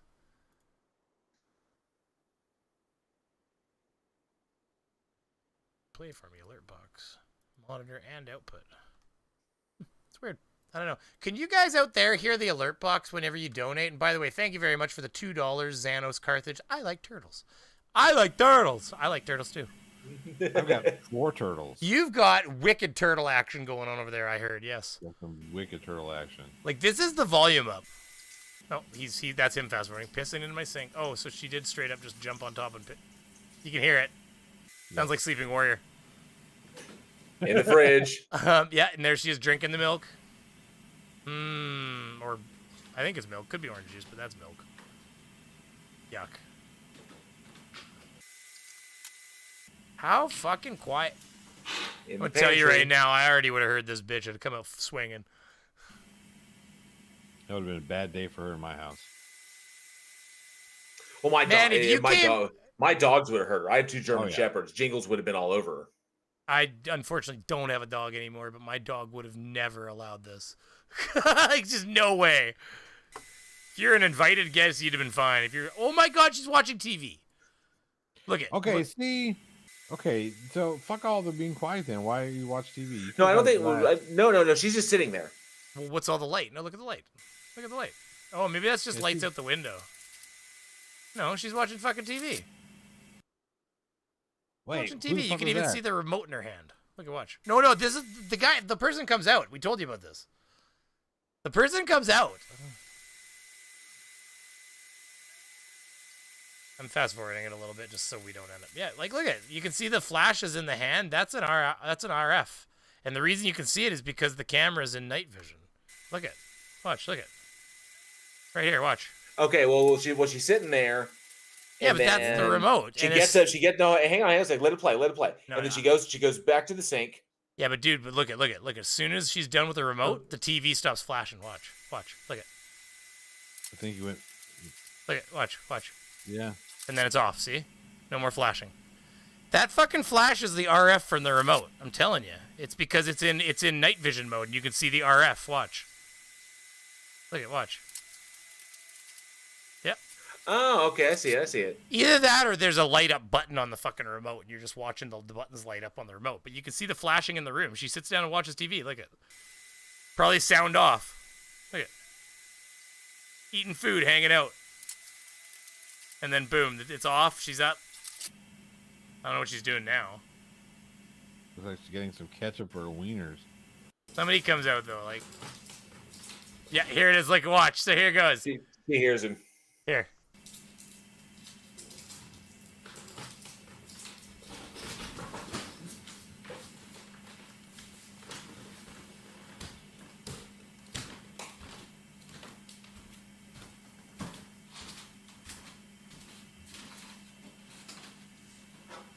I think he takes a drink of fucking milk that she just swigged. I think so. I can't remember. Watch. Well, here's a fucked up thing. He didn't smell her piss in the sink. No. I mean, he might have not even thought about it. You don't fucking just I smell pee, whatever. No, you smell pee. Like what the fuck? Like he's standing over the sink. If he was like, if someone pissed in the sink, he'd been like, why does my sink smell like piss? Yeah. Well, this is a real thing. There's he called the police and everything. You can actually look it up. No, I believe it. No, I doubt. I'm just finding it odd. Maybe it could be like me. I have no sense of smell. I was born without one, so he could be like me. I'm fast forwarding. It's 1.7. Of course, the thing that's funny about that situation is he woke up because he heard her. He just doesn't know that. That's what happened. The reason he's coincidentally awake while she's out there is, well, she's been out there for a little while, it looks like, too. But he also probably woke up not realizing that that's what woke him. Is the noise. Back in the pantry, back in the fucking fridge. Got no fucks given. She almost got caught, and then she's like, whatever. But like, look at, up she goes. Back to the hidey hole. Fucking hell! What do you do? I mean, put yourself in that position. You're watching a fucking video. Oh, dude. Yeah, right there. See? Yuck. Oh. So bad. Jesus, it's a wide open hole too. She's just living in there. He said it goes way back to like. Her face. Look at that. Doesn't it look like her face in the little corner? No, I think it's just stuff in there. He said that this goes. He said in the description it goes all the way back to above the kitchen area here. She's like above there. Oh, it's so crazy. Fuck So, yeah, that. it's fucked up. Anyways, so let's listen to a little bit of Bigfoot. I definitely want to hear PSG Tony flip the fuck out. Well, somebody give me a fucking timestamp.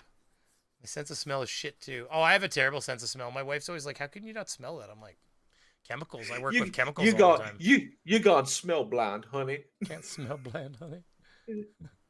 Okay, here, let's just pick a spot. Why did Tony and Team Skeptic decide to partake in this debate? I don't know. That's the same thing I thought. I was like, "Whoa, I missed a fucking debate over Bigfoot." And then I saw Robert Plant in that over here. And fucking Mick Jagger. Oh my god, it was crazy. I was like, holy shit. Do we see them doing this? There are a lot of zoological studies that are did you, Angel? Thank you. examining biospheres. What exactly are these things eating? Where are their remains and the remains? Okay, so I do have a timestamp for that, so we will definitely make sure before the end of the stream here that we listen to Tony fucking. Here in a minute. I want to hear the blow up. Wait, you just want to get straight to. Is that what you said? Yeah. Oh, yeah, I gotta leave you here in a few. Sorry. I know. Sorry, you gotta go. Okay, well, like, we can jump.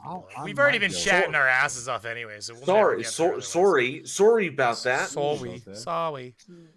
I say sorry a lot. I know. I love being Canadian. You're Canadian. That's the first word you guys learned. Sorry. Will Stewart strikes again. Okay, so apparently this is the timestamp I've been given. So we'll get into Tony. Okay. Says Tony, so are you equally skeptical of all current scientific theories because new evidence could be found tomorrow? Therefore, confidence in them is illogical. Those two statements do not logically connect. Yes, I am. If there's evidence that comes up tomorrow, for instance, that homeopathy definitely works, or that I don't know for certain that the sun's going to come up tomorrow. It has every previous day, but I cannot say with absolute certainty that that will happen tomorrow because I don't know the future. So yes, everything that we know is based on the evidence that we have to hand. And this is the difference between science and a religion. If we get new data, we revise our belief structure.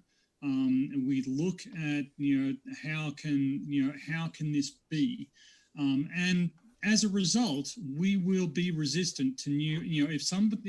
If a theory has performed well for a long time, and a new theory comes along that seems to contradict it, it will be destruction tested. It will be driven into the ground. It will be picked apart, and it is only if it can sustain that sort of concentrated attention that it can be accepted. So yes, and this is one of the rhetorical tricks that anti-science people try to play, saying, "Oh, well, science is just as much a religion as religion is." No, because we will change our mind if we see evidence. Religious people won't. They will ignore evidence if it contradicts their position. So science is not about dictating to you what is true. Science is about determining what we can on the basis of the evidence. And if new evidence comes up, we always have to be open to that opportunity. And is this just when he starts doing the questions, though, or is this actually going to be Tony flipping out? This is why we're constantly observing and constantly asking questions. And our confidence in a particular theory goes to show. Oh, sorry, I didn't even mean to do that. That was a fucking whoops. How can this be? And as a result, we will be resistant to new. If a theory has performed well for a long time. Did we hear this part, by the way, or did I go back by accident? Oh. You went back a bit. That, but we'd have to, if it's about what they claim to know and what they don't know, but they should all. We have to get to Tony blowing up here. It's only in my field. Quickly to that, if we're talking about scientific theories here, we're going to also have. Angel Gamer, was that the actual spot, or is this just when we start like talking about things?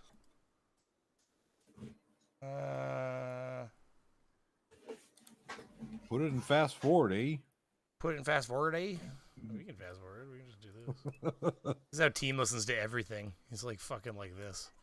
Yep. Have to accept the fact that the scientific theory that's being replaced was valid based on the evidence. So any new theory that came out, that even if it was a paradigm-shifting theory, it would still have to be somewhat consistent with the previous theory. Even if it was completely different, it still needs to be consistent with all the evidence, all the observations backwards. It must have not just the same explanatory power, but it must add something to it. And I think science loves when a new theory comes out that adds to the knowledge of humanity. This is fucking crazy. Look at this guy's mouth chew. He's at 1.5 times, but it's very fun. Watch this.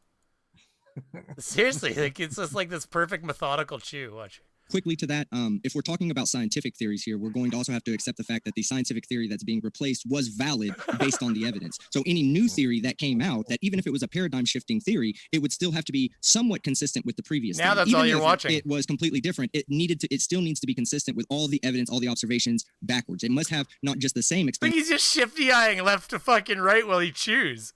Power, but it must add something to it. And I think science loves when a new theory comes out that adds to the knowledge of humanity. Juicy, and thank you very much for your question, Rob. Angel, we're probably going to end it pretty soon, but I don't know where he's losing his shit here. Better Doggles books. Pat, whatever you had in mind, go ahead.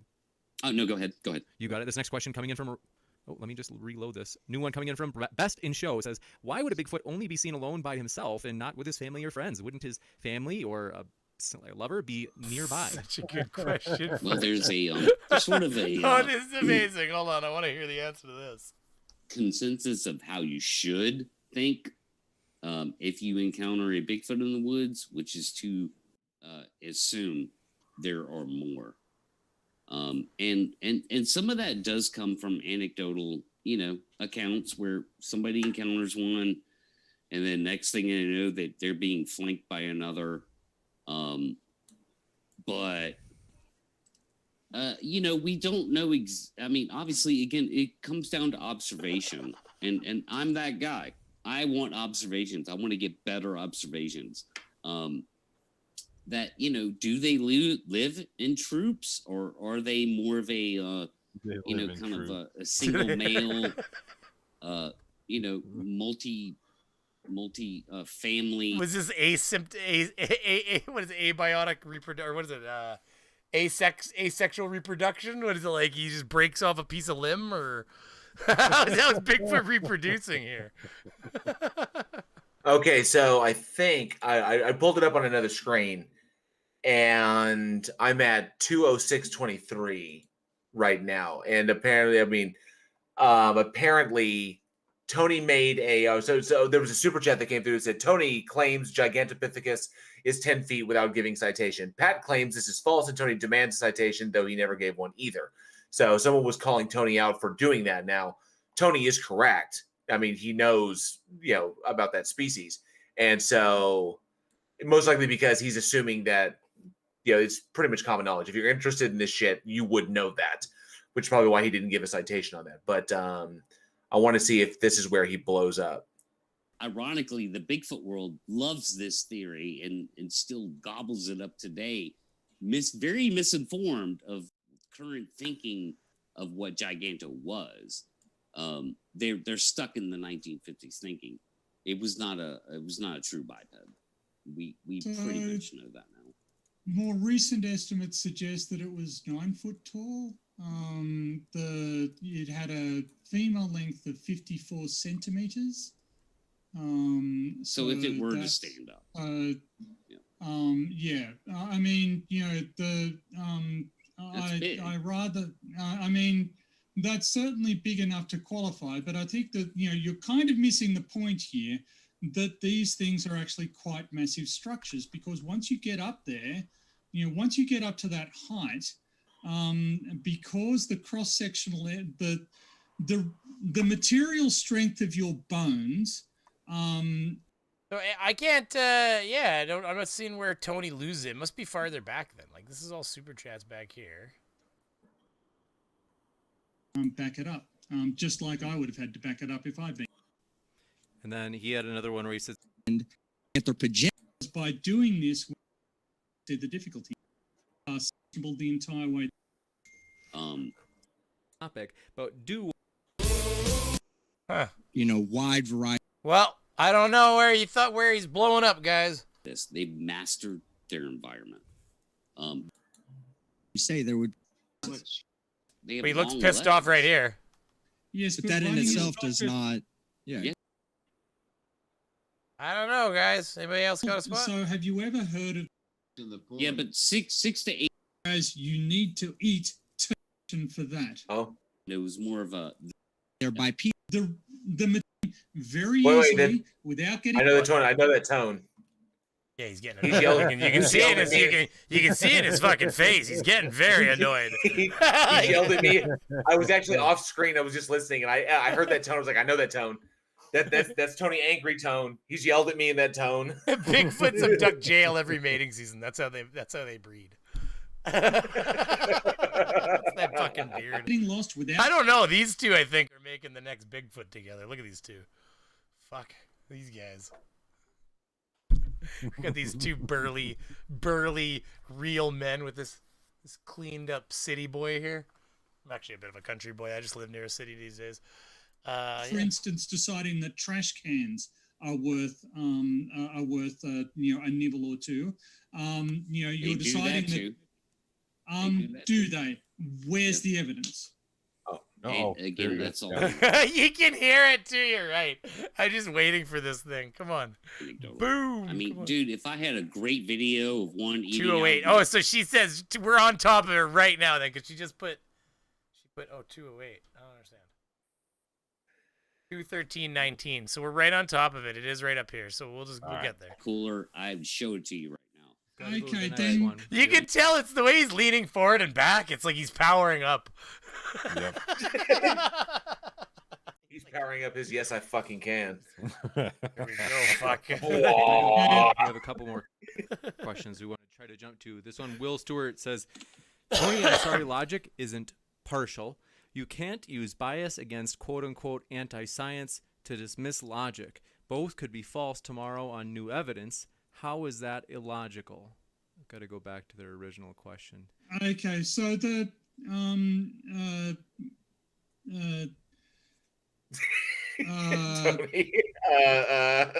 this guy really doesn't understand how formal logic works. Nor does he understand. Well, you pause it. I did. Why are we having so much fun watching him just steam up? Let him play because I think he's about to go into something. He is, absolutely. Science, again, and I will repeat myself here, is not about dictating what is true and what is not true, right? Science is about looking at the evidence and inferring from it what we can have confidence in. And the degree of confidence we have in that conclusion depends on the strength of the evidence that exists to support it and the strength of the evidence that exists to contradict it. And I fail to see how this relates at all to accepting anti-science. Anti-science is about ignoring evidence, making excuses as to why particular branches of evidence should be simply disregarded because they happen to be inconvenient to the person's ideology. That is anti-science. Anti-science is about ignoring the evidence. Science is about impartially assessing the evidence. And to describe the my position as a bias of science against anti-science is a logical absurdity, because bias introduced. You can see like the pauses in his like. Bias is all about error, right? Now, what you're implicitly saying is that the anti-science is as valid as the science. No, that cannot be the case, because the anti-science works in divorced from reality, and the science works in close connection with reality. Science is based on what we observe in reality and what we can infer from those observations, right? And how we can derive new observations that will expand our understanding. Anti-science is all about making excuses for within 2 minutes, I'm told, why particular fields of science are producing results that are incompatible with their belief systems, like the deranged nonsense that that young Earth creationists come up with. Well, geochronology doesn't work because of this, and blah blah blah blah blah. All this nonsense that is obviously untrue. But you can confect this fantasy world in which observational evidence doesn't count for anything. That is the opposite of science. That's what anti-science is. And you cannot describe a preference for science versus anti-science as a bias any more than you can say that a preference for being alive over being dead is a bias. It's an idiotic comment. Gotcha. The Batman says, Tony the dude who brought that up. Yep, go ahead. Oh, okay. Are we always? There's more? No. I think the actual blow up is in like a minute. This is gonna happen. I think it's happening. So, but what Tony is describing here is like the guy didn't understand formal logic. Basically, what Tony's saying, science is pretty much if P then Y then PY.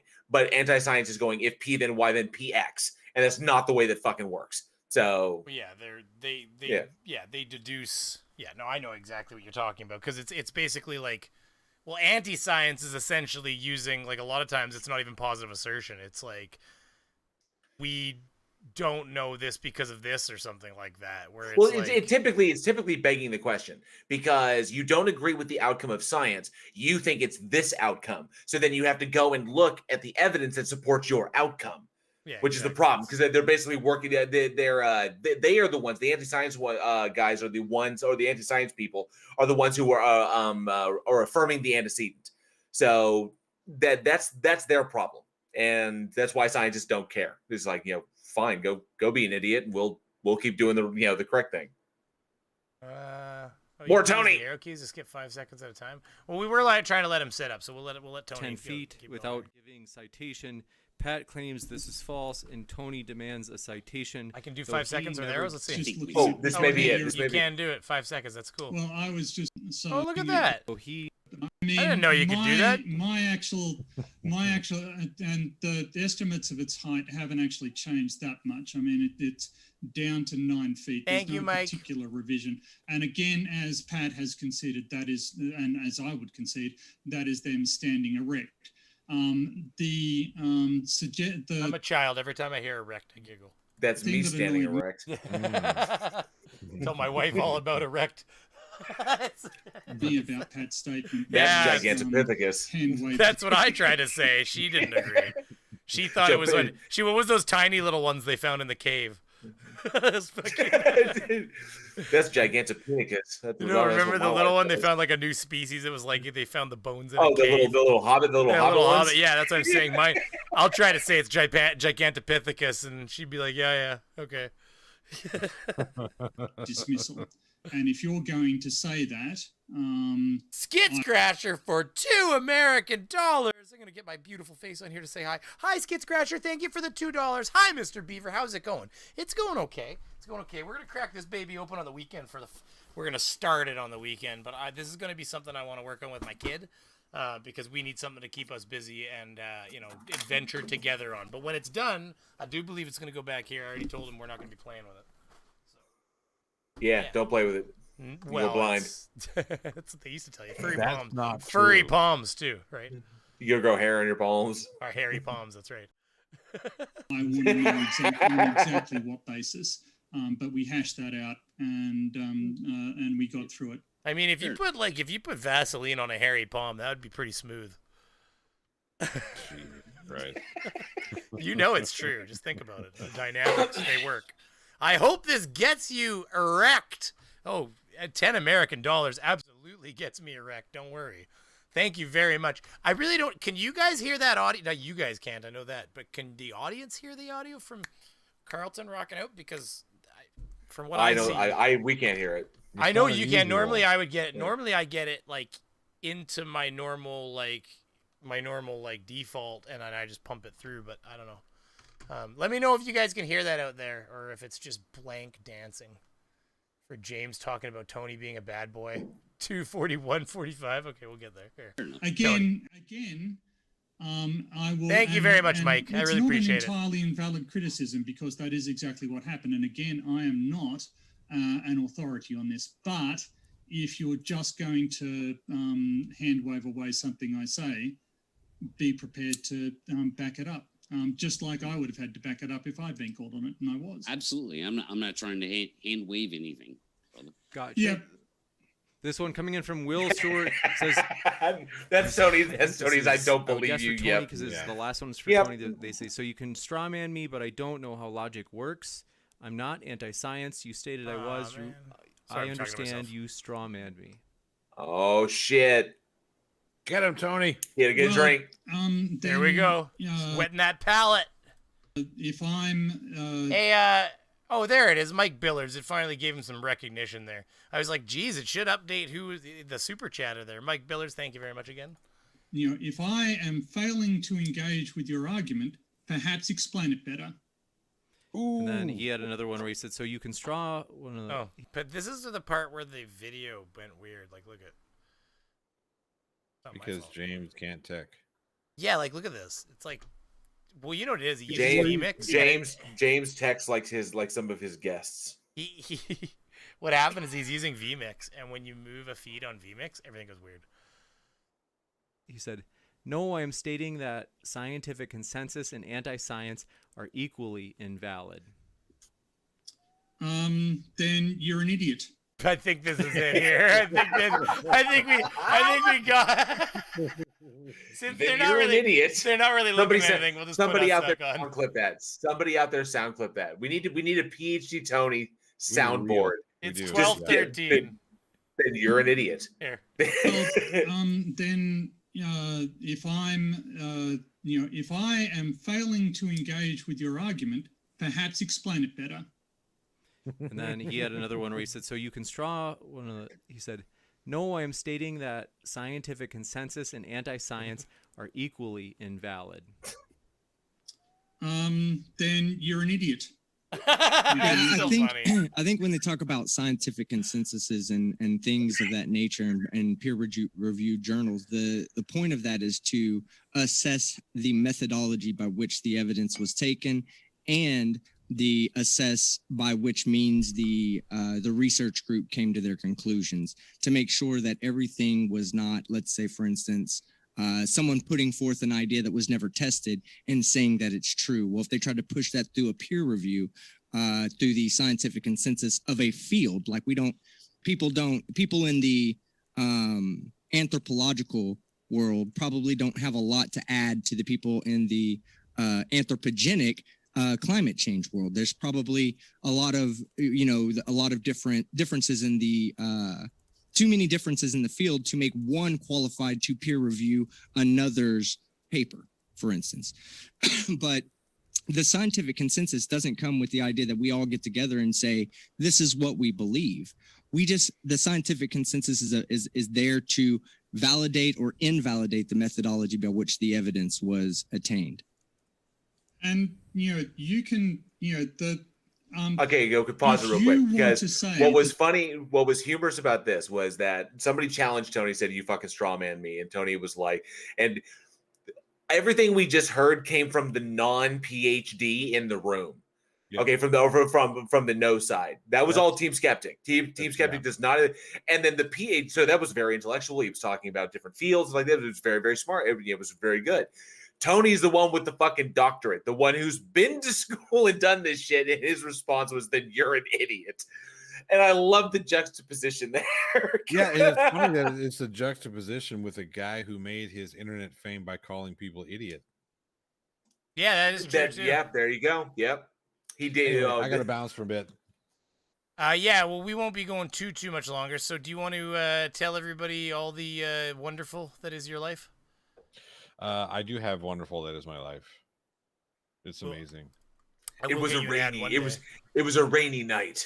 The day Johnny O was born. It wasn't a day. The thunder crashed. A woman screamed. That was my ma. well, I mean, it was.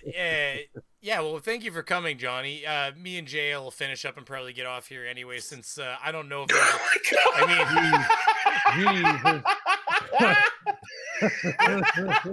What just happened? First, you thanked me for coming. First, you thanked me for coming. Then you said you and Jay will finish and get off. Oh, well, if you're gonna. No. It was so casual. It's just like, this is what we do here on the Brainy Beaver show, man. Listen. If you're gonna leave early, then the fun gets started after you go. You know, like. Oh my God! You guys are just as big of children as me. Johnny's here. We're the beards. We're the beard. We're the beard sandwich. Beard, and a little cubby in the middle. Yep. There you go. Crashes and old mother little mayonnaise on both sides. Ooh, why mayonnaise? I'll make a new set where I can put myself in the middle and I can fucking ski. You do mayonnaise. Yeah, no, I got it. We gotta get a 3-seater going. Somebody's got to ski in the middle. That's how you do it when you're. That's how you do it when you're hitchhiking. You just got to make sure there's a 3-seater. How's it go again? How's it? What No, they gotta go up. You gotta do the angles. Face, neck, and chest, man. Jesus. Hey, listen. Before you go though, Johnny, I want to fucking ropes. I want to tell you that I also lost my shirt the other day when crypto tanked like hell. So don't worry. You're part of the team now. I'm not worried. Oh, Angela took a hit. Angela, no, you didn't. You have 4 kids. I didn't say it was a winning strategy. Listen, it is unrealized losses, everybody, until you sell that shit. So right now, it's just a burning pile of shirt. You know what they call people who use the pull-out method? Huh. Well, my kids call me daddy. By the way, I was this close to fucking ordering a hot tub if crypto didn't go down. I was going to have a hot tub in here and a fucking banana blow up, and I was going to do a fucking hot tub stream just so you fucking know. But I am not paying $900 for a soft tub when I lost way more than that. I lost like 5 soft tubs on crypto the other day. So let's just... Yeah, the China sale, the China... Oh, it's bullshit. It's all fake. It's all fake FUD news bullshit. Do you realize that all they did is reiterate that they don't allow financial institutions to accept Bitcoin and to do Bitcoin transactions? That law was passed in China in 2013. Why is it even a news story? Because they want to. They need to change, manipulate the market. Yeah, absolutely. Yeah, that's what it is. Yeah. So it's okay, because my wife pays attention to this a lot more than I do. So this is her thing. The crypto thing is my wife's deal. She's been making bank. She also took a lot major. There's a lot of manipulation. Big hit. So you're saying that this is just FUD? Yeah. This might be the beginning of a bear market. I'm never going to tell you what's going to happen here because who the hell knows? But I mean, let's put it this way: if you hold, that's why I always tell people, like, if you've got money in Bitcoin or crypto, just be prepared to not be able to take that money out for 4 or 5 years. If you can diamond hands, exactly. Diamond hands. If you can keep that mentality, I guarantee you, even if this keeps going down in 4 or 5 years, if you never sell it, you'll have more money. It'll go up. But the problem is that if we go into a bear market, you're going to be sitting on those fucking empty trash cans of coins for, like my buddy bought $20,000 worth like 5-6 years ago, and it was this time last year, he probably watched his 20,000 turn into like, it was probably worth like fucking 5,000 or 6,000 all of a sudden. But then in December, it was worth 300,000. So like, Should have invested in that Shiba Inu. Diamond hands. We would have been millionaires. Diamond hands that shit. Do not be a paper-handed bitch. You diamond hands that shit. Here's the secret. Hodl to the fucking moon. Here's the real secret of what you go. I gotta bounce. You go. We're gonna go. Yeah, take it easy, buddy. Thanks for coming. Appreciate it. Dingleberries tomorrow. Everybody come out for Dingleberries. Everybody go check him out. Yeah, plot hole. Johnny at the plot hole. And the Four Beardsmen too. So the only other thing I was gonna say there is about that is the with regards to the crypto. I don't know. It could keep going down right now. I don't personally think that we're into the bear market yet, but once we're in the bear market, what happens is you keep going, no, it'll go up. No, it's going to go up. It's going to fucking go up. It just never goes up. Hey, it just keeps going down. There's other cryptos that are still doing okay. So I'm gonna tell you right now that's not really true. First of all, no, but evidenced by my wife's portfolio. My wife's portfolio is quite diversified, and she's got several that are still performing very, very well. Yeah, Cardano some did take a big hit, but almost every single crypto in the entire market dropped by 30 or 40%. So there was like Cardano it was up 3%, but it had been up 100%. So like for instance, my portfolio's still up over 3 months, but I just got the entire last month wiped away, which was one of the biggest months in the last 3 months. Like I got reset. My entire May just got pushed away.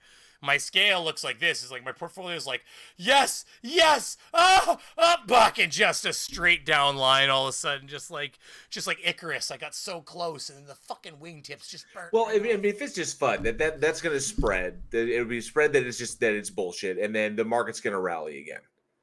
Every time they figure out that it's just bullshit, that it's just market manipulation, they hold, they buy more, and they force it back up. The only problem is that every you're talking about a bull market. Every time we get out of the bull market, we enter that bear market, and then everybody keeps saying it'll go up, and they do it for 3 years straight before it finally starts going up. I don't think we're at that point. I think once it spreads, I mean, if you're very confident that here's the problem with what you're thinking, though. Here's the problem with what you're thinking. When everybody thinks that the top isn't in yet, don't you think the super wealthy would take advantage early and pre-predict that? So, like, the problem is the normal trend would have us going into the bear market more like September, October. But if you were a big billionaire and everybody else is saying that, wouldn't you maybe exercise early? I think you're a hedgy. I think you're a hedgy sowing FUD. listen, I haven't sold a fucking thing. I think you're an undercover fucking hedgy. I haven't sold a thing. And here's the other thing. Bear market's coming. And, no, it's just you gotta be. Listen, I haven't sold a thing, but I'm gonna tell you what. The other day when it was dropping, I was like, no, I haven't sold a thing. I haven't sold a fucking thing. And then I'm gonna tell you right now, there was 2 whole days where I could have kept selling some, and I could have bought. You know how it works. Sell here, buy here, but you're watching it. You're like, no, this bitch is gonna go up. It's gonna go up. It's gonna go up. Fuck. And then of course, once it drops enough, you're just in. I'm perfectly happy with my Doge. I'm perfectly happy with my Doge investment because I bought it when it was retardedly fucking low. So it literally would have to selling the shit out of that. No, because it'll pop. It'll pop again. It'll pop again until the end of the bull market. Once that end of the bull market, maybe. But I bought it retardedly low, so I haven't lost anything. I really haven't. It's all been gains. Can I give you one thing about Doge that should scare you? Can I give you one fact? That you can't scare me, Hedgie. You can't scare me. More than I think it was like 80% of all the Doge in existence are owned by something like 20 wallets. That's it. Wow. So, and the 30% of all the Doge in existence is owned by one wallet. The next 20% is owned by a second wallet. And then there's 15% owned by a third wallet. And then the other fucking 17 make up the other. And so 80% of all the Doge in existence are owned by 20 wallets. And all it would take on Doge is only worth 50 billion market cap, and you've seen what happened to Bitcoin. Bitcoin's worth almost 2 billion. You see what happened to Bitcoin. Well, if you think that's a fucking dip, wait till one of those fucking people that owns 80% of all the Doge in circulation decides it's time to take some fucking profits. Doge is going to obliterate when that happens. It will bury so deep it'll be like a crater. You watch, because they'll just drain. Okay, they'll drain the liquidity out of that fucking here coin. You have all you people in the live chat. Here you have it. Market predictions. We are not financial experts. Not financial experts. But that is a factual. That is a factual thing because blockchain's open, as you know. So you can look at who owns what. And 80% of all the Doge in circulation are owned by like 20 wallets, which means there's some people out there who just made literally billions of dollars, and they're just waiting for the right day to hit the sell button. That's all it is. So that would scare me if I was holding any asset. I don't care if it's a company or anything. I don't hold that much Doge. I really don't hold. Hey, listen, I had 36,000 Doge at one point, and that's enough to make you want to hang yourself because that shit was only worth like $300 when I bought it, and somewhere along the line I sold that Doge instead of just saying, you know what, $300, maybe I'll just sit on this bitch, and I could have made like 30,000 fucking dollars there. I've had MC Toon. Yeah. MC Toon did the same thing. He sent me a message. He's like, so I guess I never should have sold that 10K Doge, eh? I'm like, yeah, probably not. We've all had Doge. If you're somebody who's in crypto, here's the fun thing about Doge. Here's what I do like about Doge. You want to know what I do like about Doge? I think that as a use case, it's garbage, and I do think that those whales are gonna dump that fucking Doge one day. But here's what I do like about Doge. Doge is typically cheap. Right now, I wouldn't say it's cheap. Typically, it's like 2 cents or a cent a fucking coin or something. And what's nice about Doge is people like to own a lot of something. You like to be like, I have 20,000 of these fuckers. So people like feeling that, it feels good for some reason to have a lot of something instead of like very few of something. So here's what I'll say about Doge. Doge is one of the first cryptos that people get into when they get in the market, and they kind of play around with, and it introduces them to cryptocurrency. And that's a good thing, because they start sending a little bit to another wallet, and they send it here and there, and they see kind of what it's about, and next thing you know, they're buying some Ethereum and adding a little Bitcoin or something to their portfolio. So it is a good coin for getting people in and involved, because even me, it was the first. Agreed. Yeah. You're like, oh, I can go to a Doge faucet. You go to a Doge faucet, it gives you 5 fucking Doge worth 10 cents or. Back in the day, and next thing you know, you're sending. They were giving it away for free. Yeah, they would give it out to these taps and shit like that. Of course, not now at 40-something, 50 cents a piece. They're not giving shit away for free. But it's so weird. Cryptocurrency is such a weird thing, because right now with the market turmoil, right? I've got a little Ethereum mine going, nothing fancy, making a bit of money. But when people panic sell, I make more money. So like my investment goes down, and my mine starts making extra dollars. Because all the people selling it drives the transaction fees up and stuff like that. But I've been mining Ravencoin with my 4 GB cards because they can't mine Ether. And with all this fucking market dumping, all the people's turn off their graphics cards and stuff. I was making 25 cents a coin, which, don't get me wrong, that was awesome. And now they're making fucking 9 cents a coin. So all of a sudden you watch the network difficulty starts dropping. Because people just start switching, gamers are forgetting to turn their fucking computer on to mine the Raven coin and stuff like that.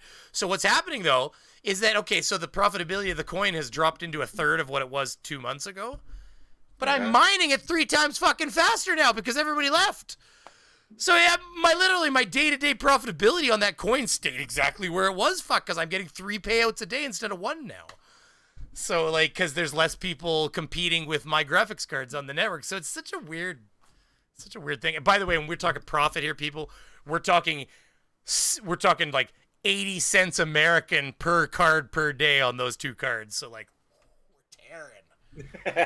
Hey, that fucking card bought itself, okay? And that card was never intended to buy itself. I bought it years ago. It was for playing games. And who knew, 5 years down the road, that bitch was going to pay back. Literally, put the money right back in my hand like it never even got purchased. That's amazing. Nice. That's a win. Anyways, we'll move off crypto for 10 seconds, and then it is getting late. I do want to let JL get to bed at some point. I know he's probably got to work. Yeah, I could be up at 5:30 in the morning. Before we do that, is there anything else? Did you see anything funny that you want to talk about real quick before we end it? Let's put it that way. Is there anything that you want to spit out? Nothing as of recent. I spent a lot of my time in Theist Discord servers. So the most funny thing I see every day are theists saying really, really, really dumb things, or arguing very, very stupidly, or presupposing shit about the universe, or begging the question all over the place. So that's what I deal with. People like Darth Dawkins and assholes like that. So, but yeah, I mean, I know that that's not typically what you focus on, if ever. So that's really the only funny shit I ever see. I like to make fun of just whatever I see that can be made fun of.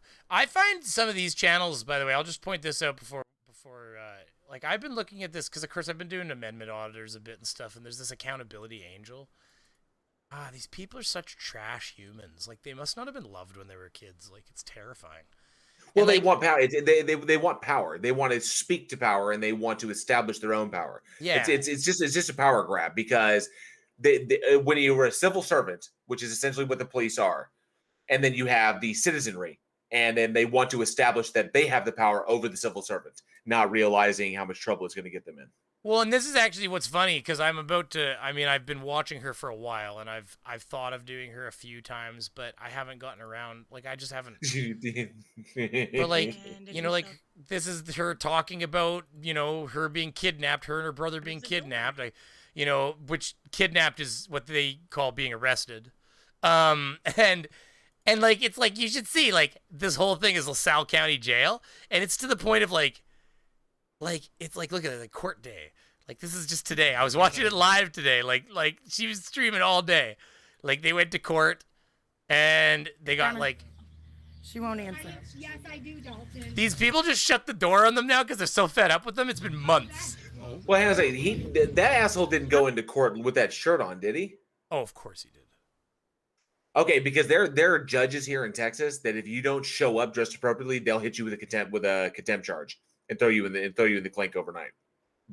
Yeah, well, and so what all spawned this though is that they come to these. I'm just gonna find it real quick. It's right over here. But like, look at the titles even. Like, look at this thumbnail. You can't quite see this thumbnail because this thumbnail right here is pointing at here. You know what I'll do is I'll drag it out real quick so that the people can see it real quick here. Sangamon County. Where the hell is that? Let me just drag this out. It's a pretty unique name. Here, I'll just drag that out. See, the arrow right here on the side is pointing at this guy, and it's like unwanted toucher. It's like, yeah, he was fucking trying to escort you out the fucking door, bitch. Like, god damn it. Like, it's like that right there, even like pointing at him and saying unwanted toucher and like and stuff like that. I mean, that's almost like actionable on his part. I mean, it's not worth it, but it would be, right? Like, yeah. Has anyone ever like tried to like audit RCMP? Oh, they do here, yeah. I mean, they will, but Canada and America are a little different. Like, the way the rules are written here is they're gonna find a way to fucking ticket you. People can say that's wrong. Like, I was watching the one guy filming a United Rentals. Like you tell me the benefit in filming a fucking United Rentals. Like, it's made no sense at all. And then when the cops show up and he's like, do you beaver style? Nice. When the cops show up and talking to the guy and everything, they give him a fucking stunting ticket. He's like, was it stunting? Or was it yeah, I think it was a stunting ticket. And he's like, how the fuck can I get a stunting ticket not driving a vehicle? But when you look up stunting in Alberta, it's basically anything that distracts a driver on the roadway. When you perform or engage in any stunt or other activity on a roadway that is likely to impair your ability. Yep, impair someone's ability. Oh, a stunting ticket in Alberta. It's great fun until you get caught. This is like legit, like, but a stunting ticket in most, I don't know if America has this. It's a stunting ticket in most places would be if you were at a line and the light went green and you squealed your tires and the cop saw you do it, he could he could roll up on you, pull you over, and give you a ticket for stunting because it's inappropriate driving. It's distracting to other drivers. It's a potential hazard. But most of the time you have to be driving. But in Alberta, the definition is slightly different, and it's basically any act committed on a roadway that basically could distract drivers, including yourself or others. So they say give hello us stunting. To three demerits you get for that. Oh, it's and big. a 500 and a $567 fine. Well, just so you know, fines in America are absolute laughing stocks compared to fines in other countries. Like I'm just gonna let you know right now, we laugh when we see fines. Like they'll be like, $30 fucking $30. You should see a speeding ticket where I live. You get a speeding ticket in a like a construction zone here. It'll be $450 double fine. So it'll be like $800 fucking ticket. Because they'll double fine you in a construction zone. So you know, with or without workers present. I paid $300 for a speeding ticket I got, and I was in a fucking school zone. And you know how they stopped me? The goddamn cop walked out in front of my car. It was like, stop. And I hit the brakes, squealed around like, oh my God. And I mean, like the cop, because they were there monitoring. And he's like, yep, that guy's speeding. He walked out in front of my car and was like, stop. And I was like, and I wasn't even looking up. I was like distracted driving. I was like, I think I was 18 or 17. That was so stupid. And I sped through and there was a school zone. Kids are there. Cop stops me like, stop your car. And I think I paid $300. Yeah, they double ticket you in school zones and construction zones here. They'll ticket the shit out of you. They like whatever the ticket is for speeding, it's double. So it just automatically doubles. And they got photo radar and all that shit. But no, like you know, every other, like when we see, whenever I see fine, now there's a difference in Canadian dollar, American dollar is about 20 to 30% depending on the year. Right now it's about 20% difference. But that doesn't make up the difference. Like an American fine. And what's funny to me though is like the only reason they can fine that much is because the average Canadian can afford to pay it, I think, is because like, you know, you see these things where people go to jail because they can't afford their $100 fucking parking ticket or something like that. Yeah. Which is that's not what the jails are supposed to be used for, but let's face it. But anyways, it's just funny because whenever I see an American ticket for something, I'm like, fuck off. It's such a joke. Like if I could get American tickets for when I break rules here, it'd be great. Yeah, for not driving a seatbelt, typically I've seen it's $75. I think it's $75 for not wearing a seatbelt. It's $150 for no registration, no state inspection. If your sticker is invalid, I think it's $150. I think it's like 300 and something for no seatbelt.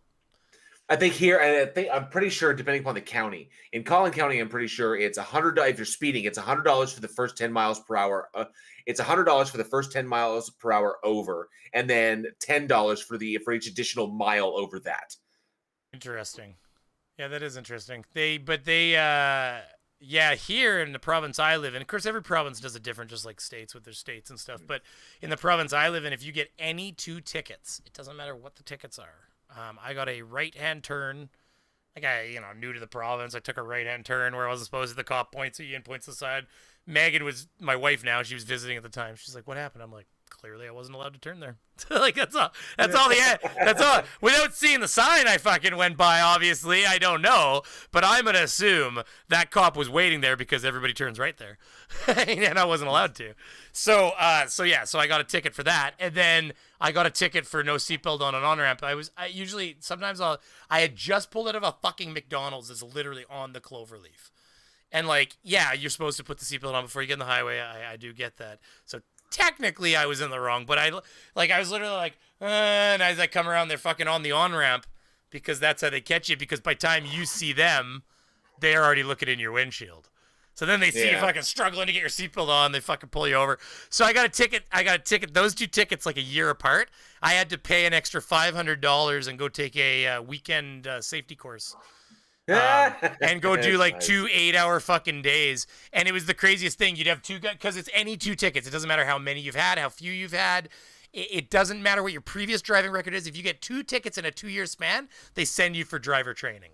So here you are in a room, and it's like, what are you in here for, sir? The guy's like, 35 years, no tickets. And then boom, boom, 2 tickets in 6 months apart.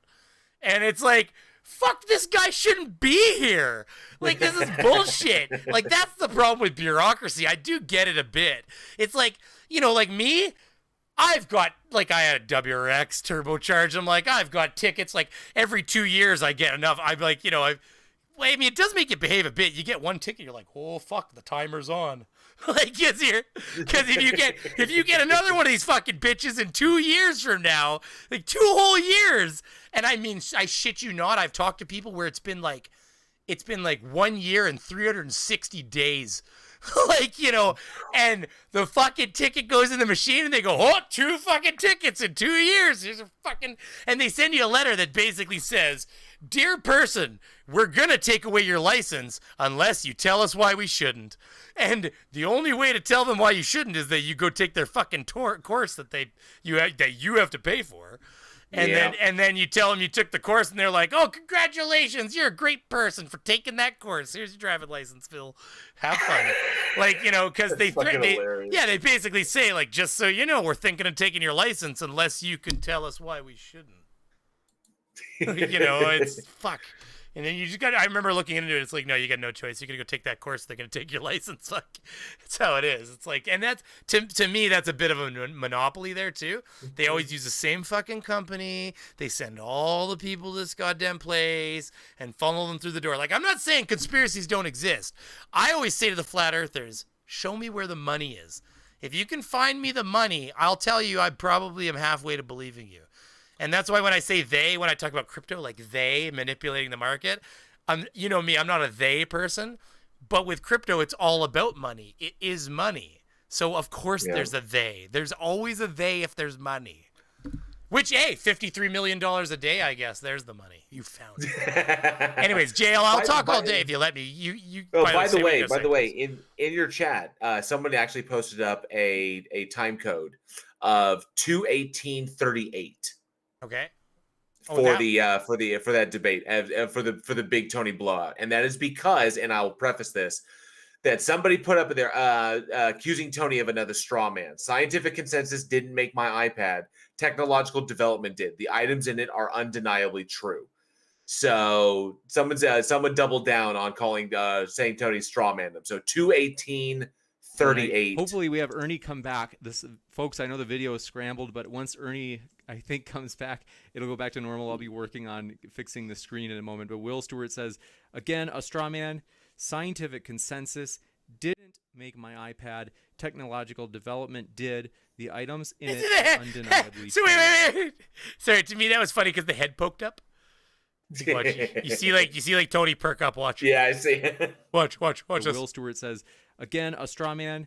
Scientific consensus didn't make my iPad. Technological development did. The items in it are undeniably true. Oh my God. Here we go. No, they're not undeniably true.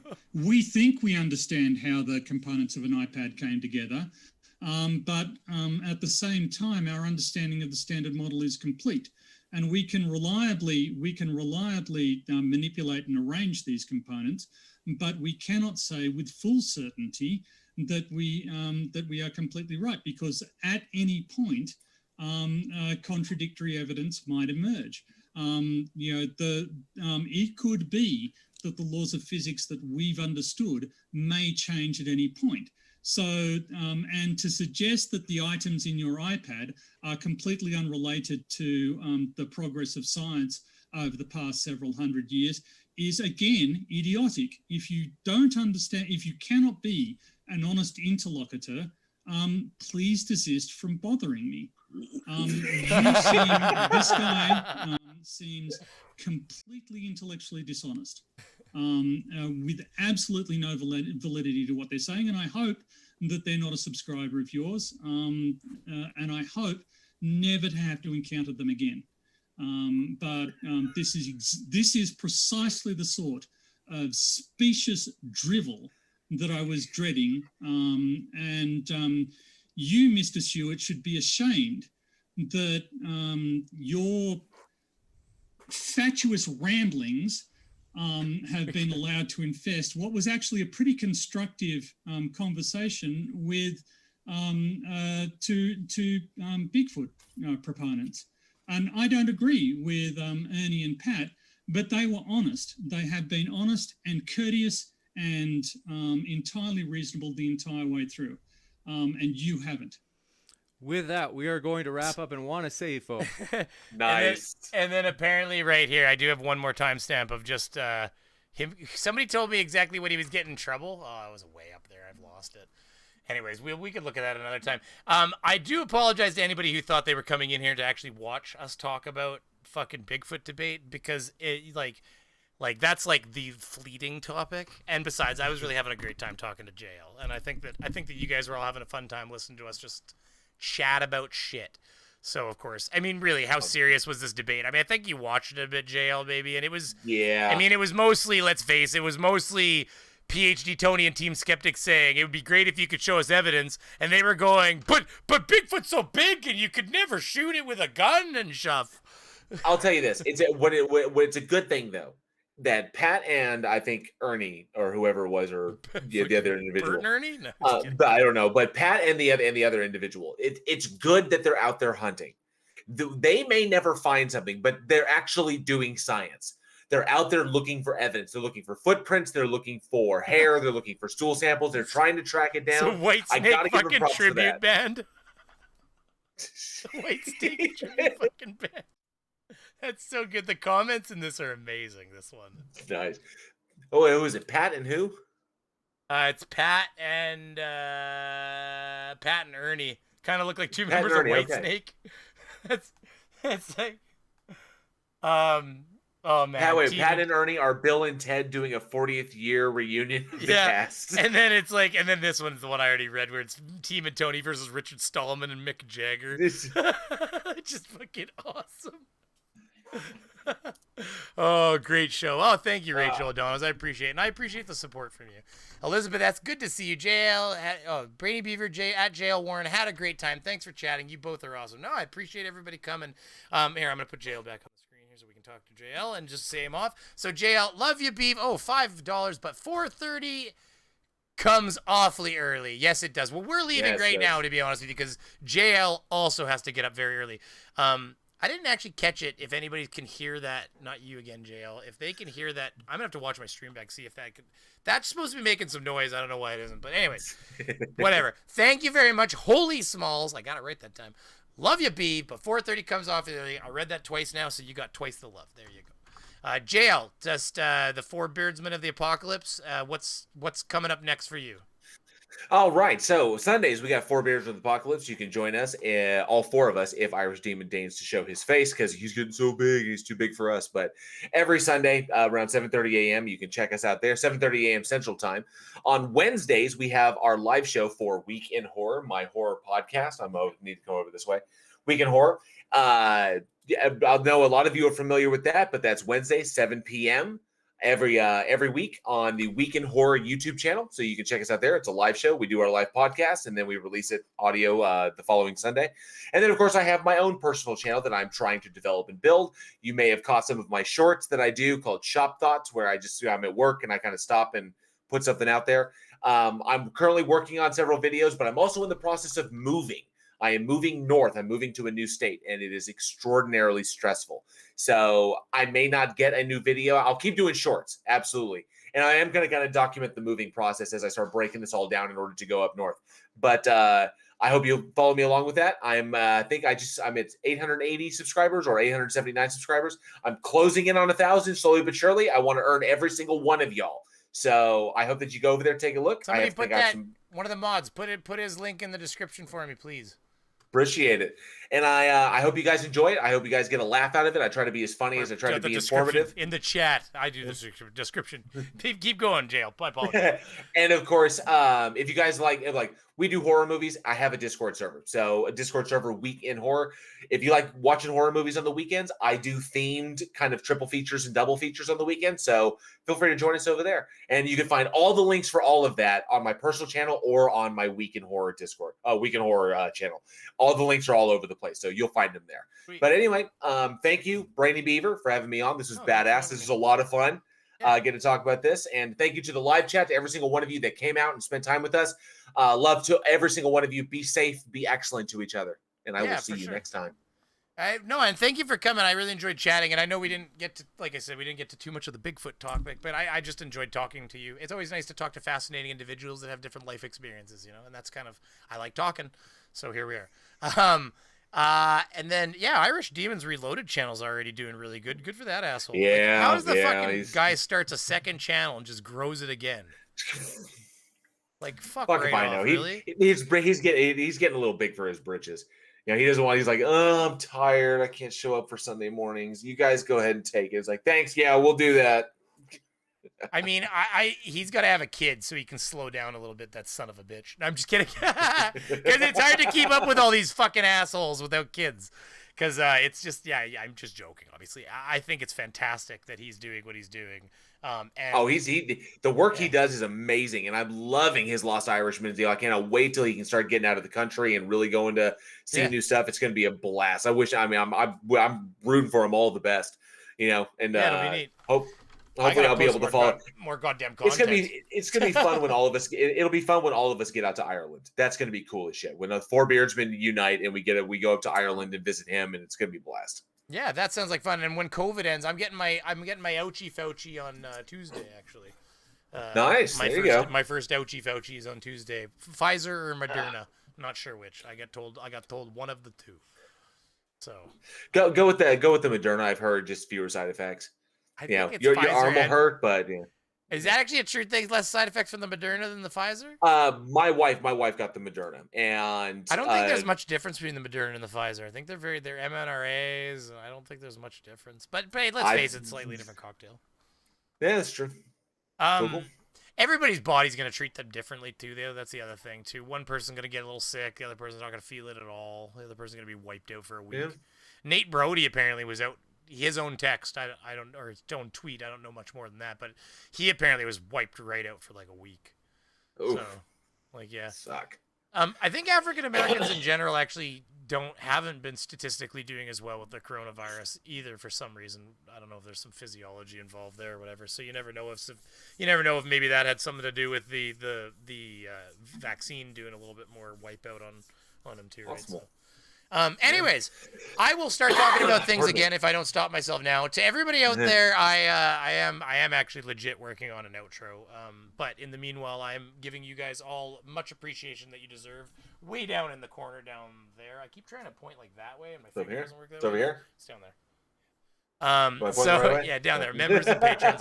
Now, before we go, I want to say one last thing, and it is that there is a supporter out there.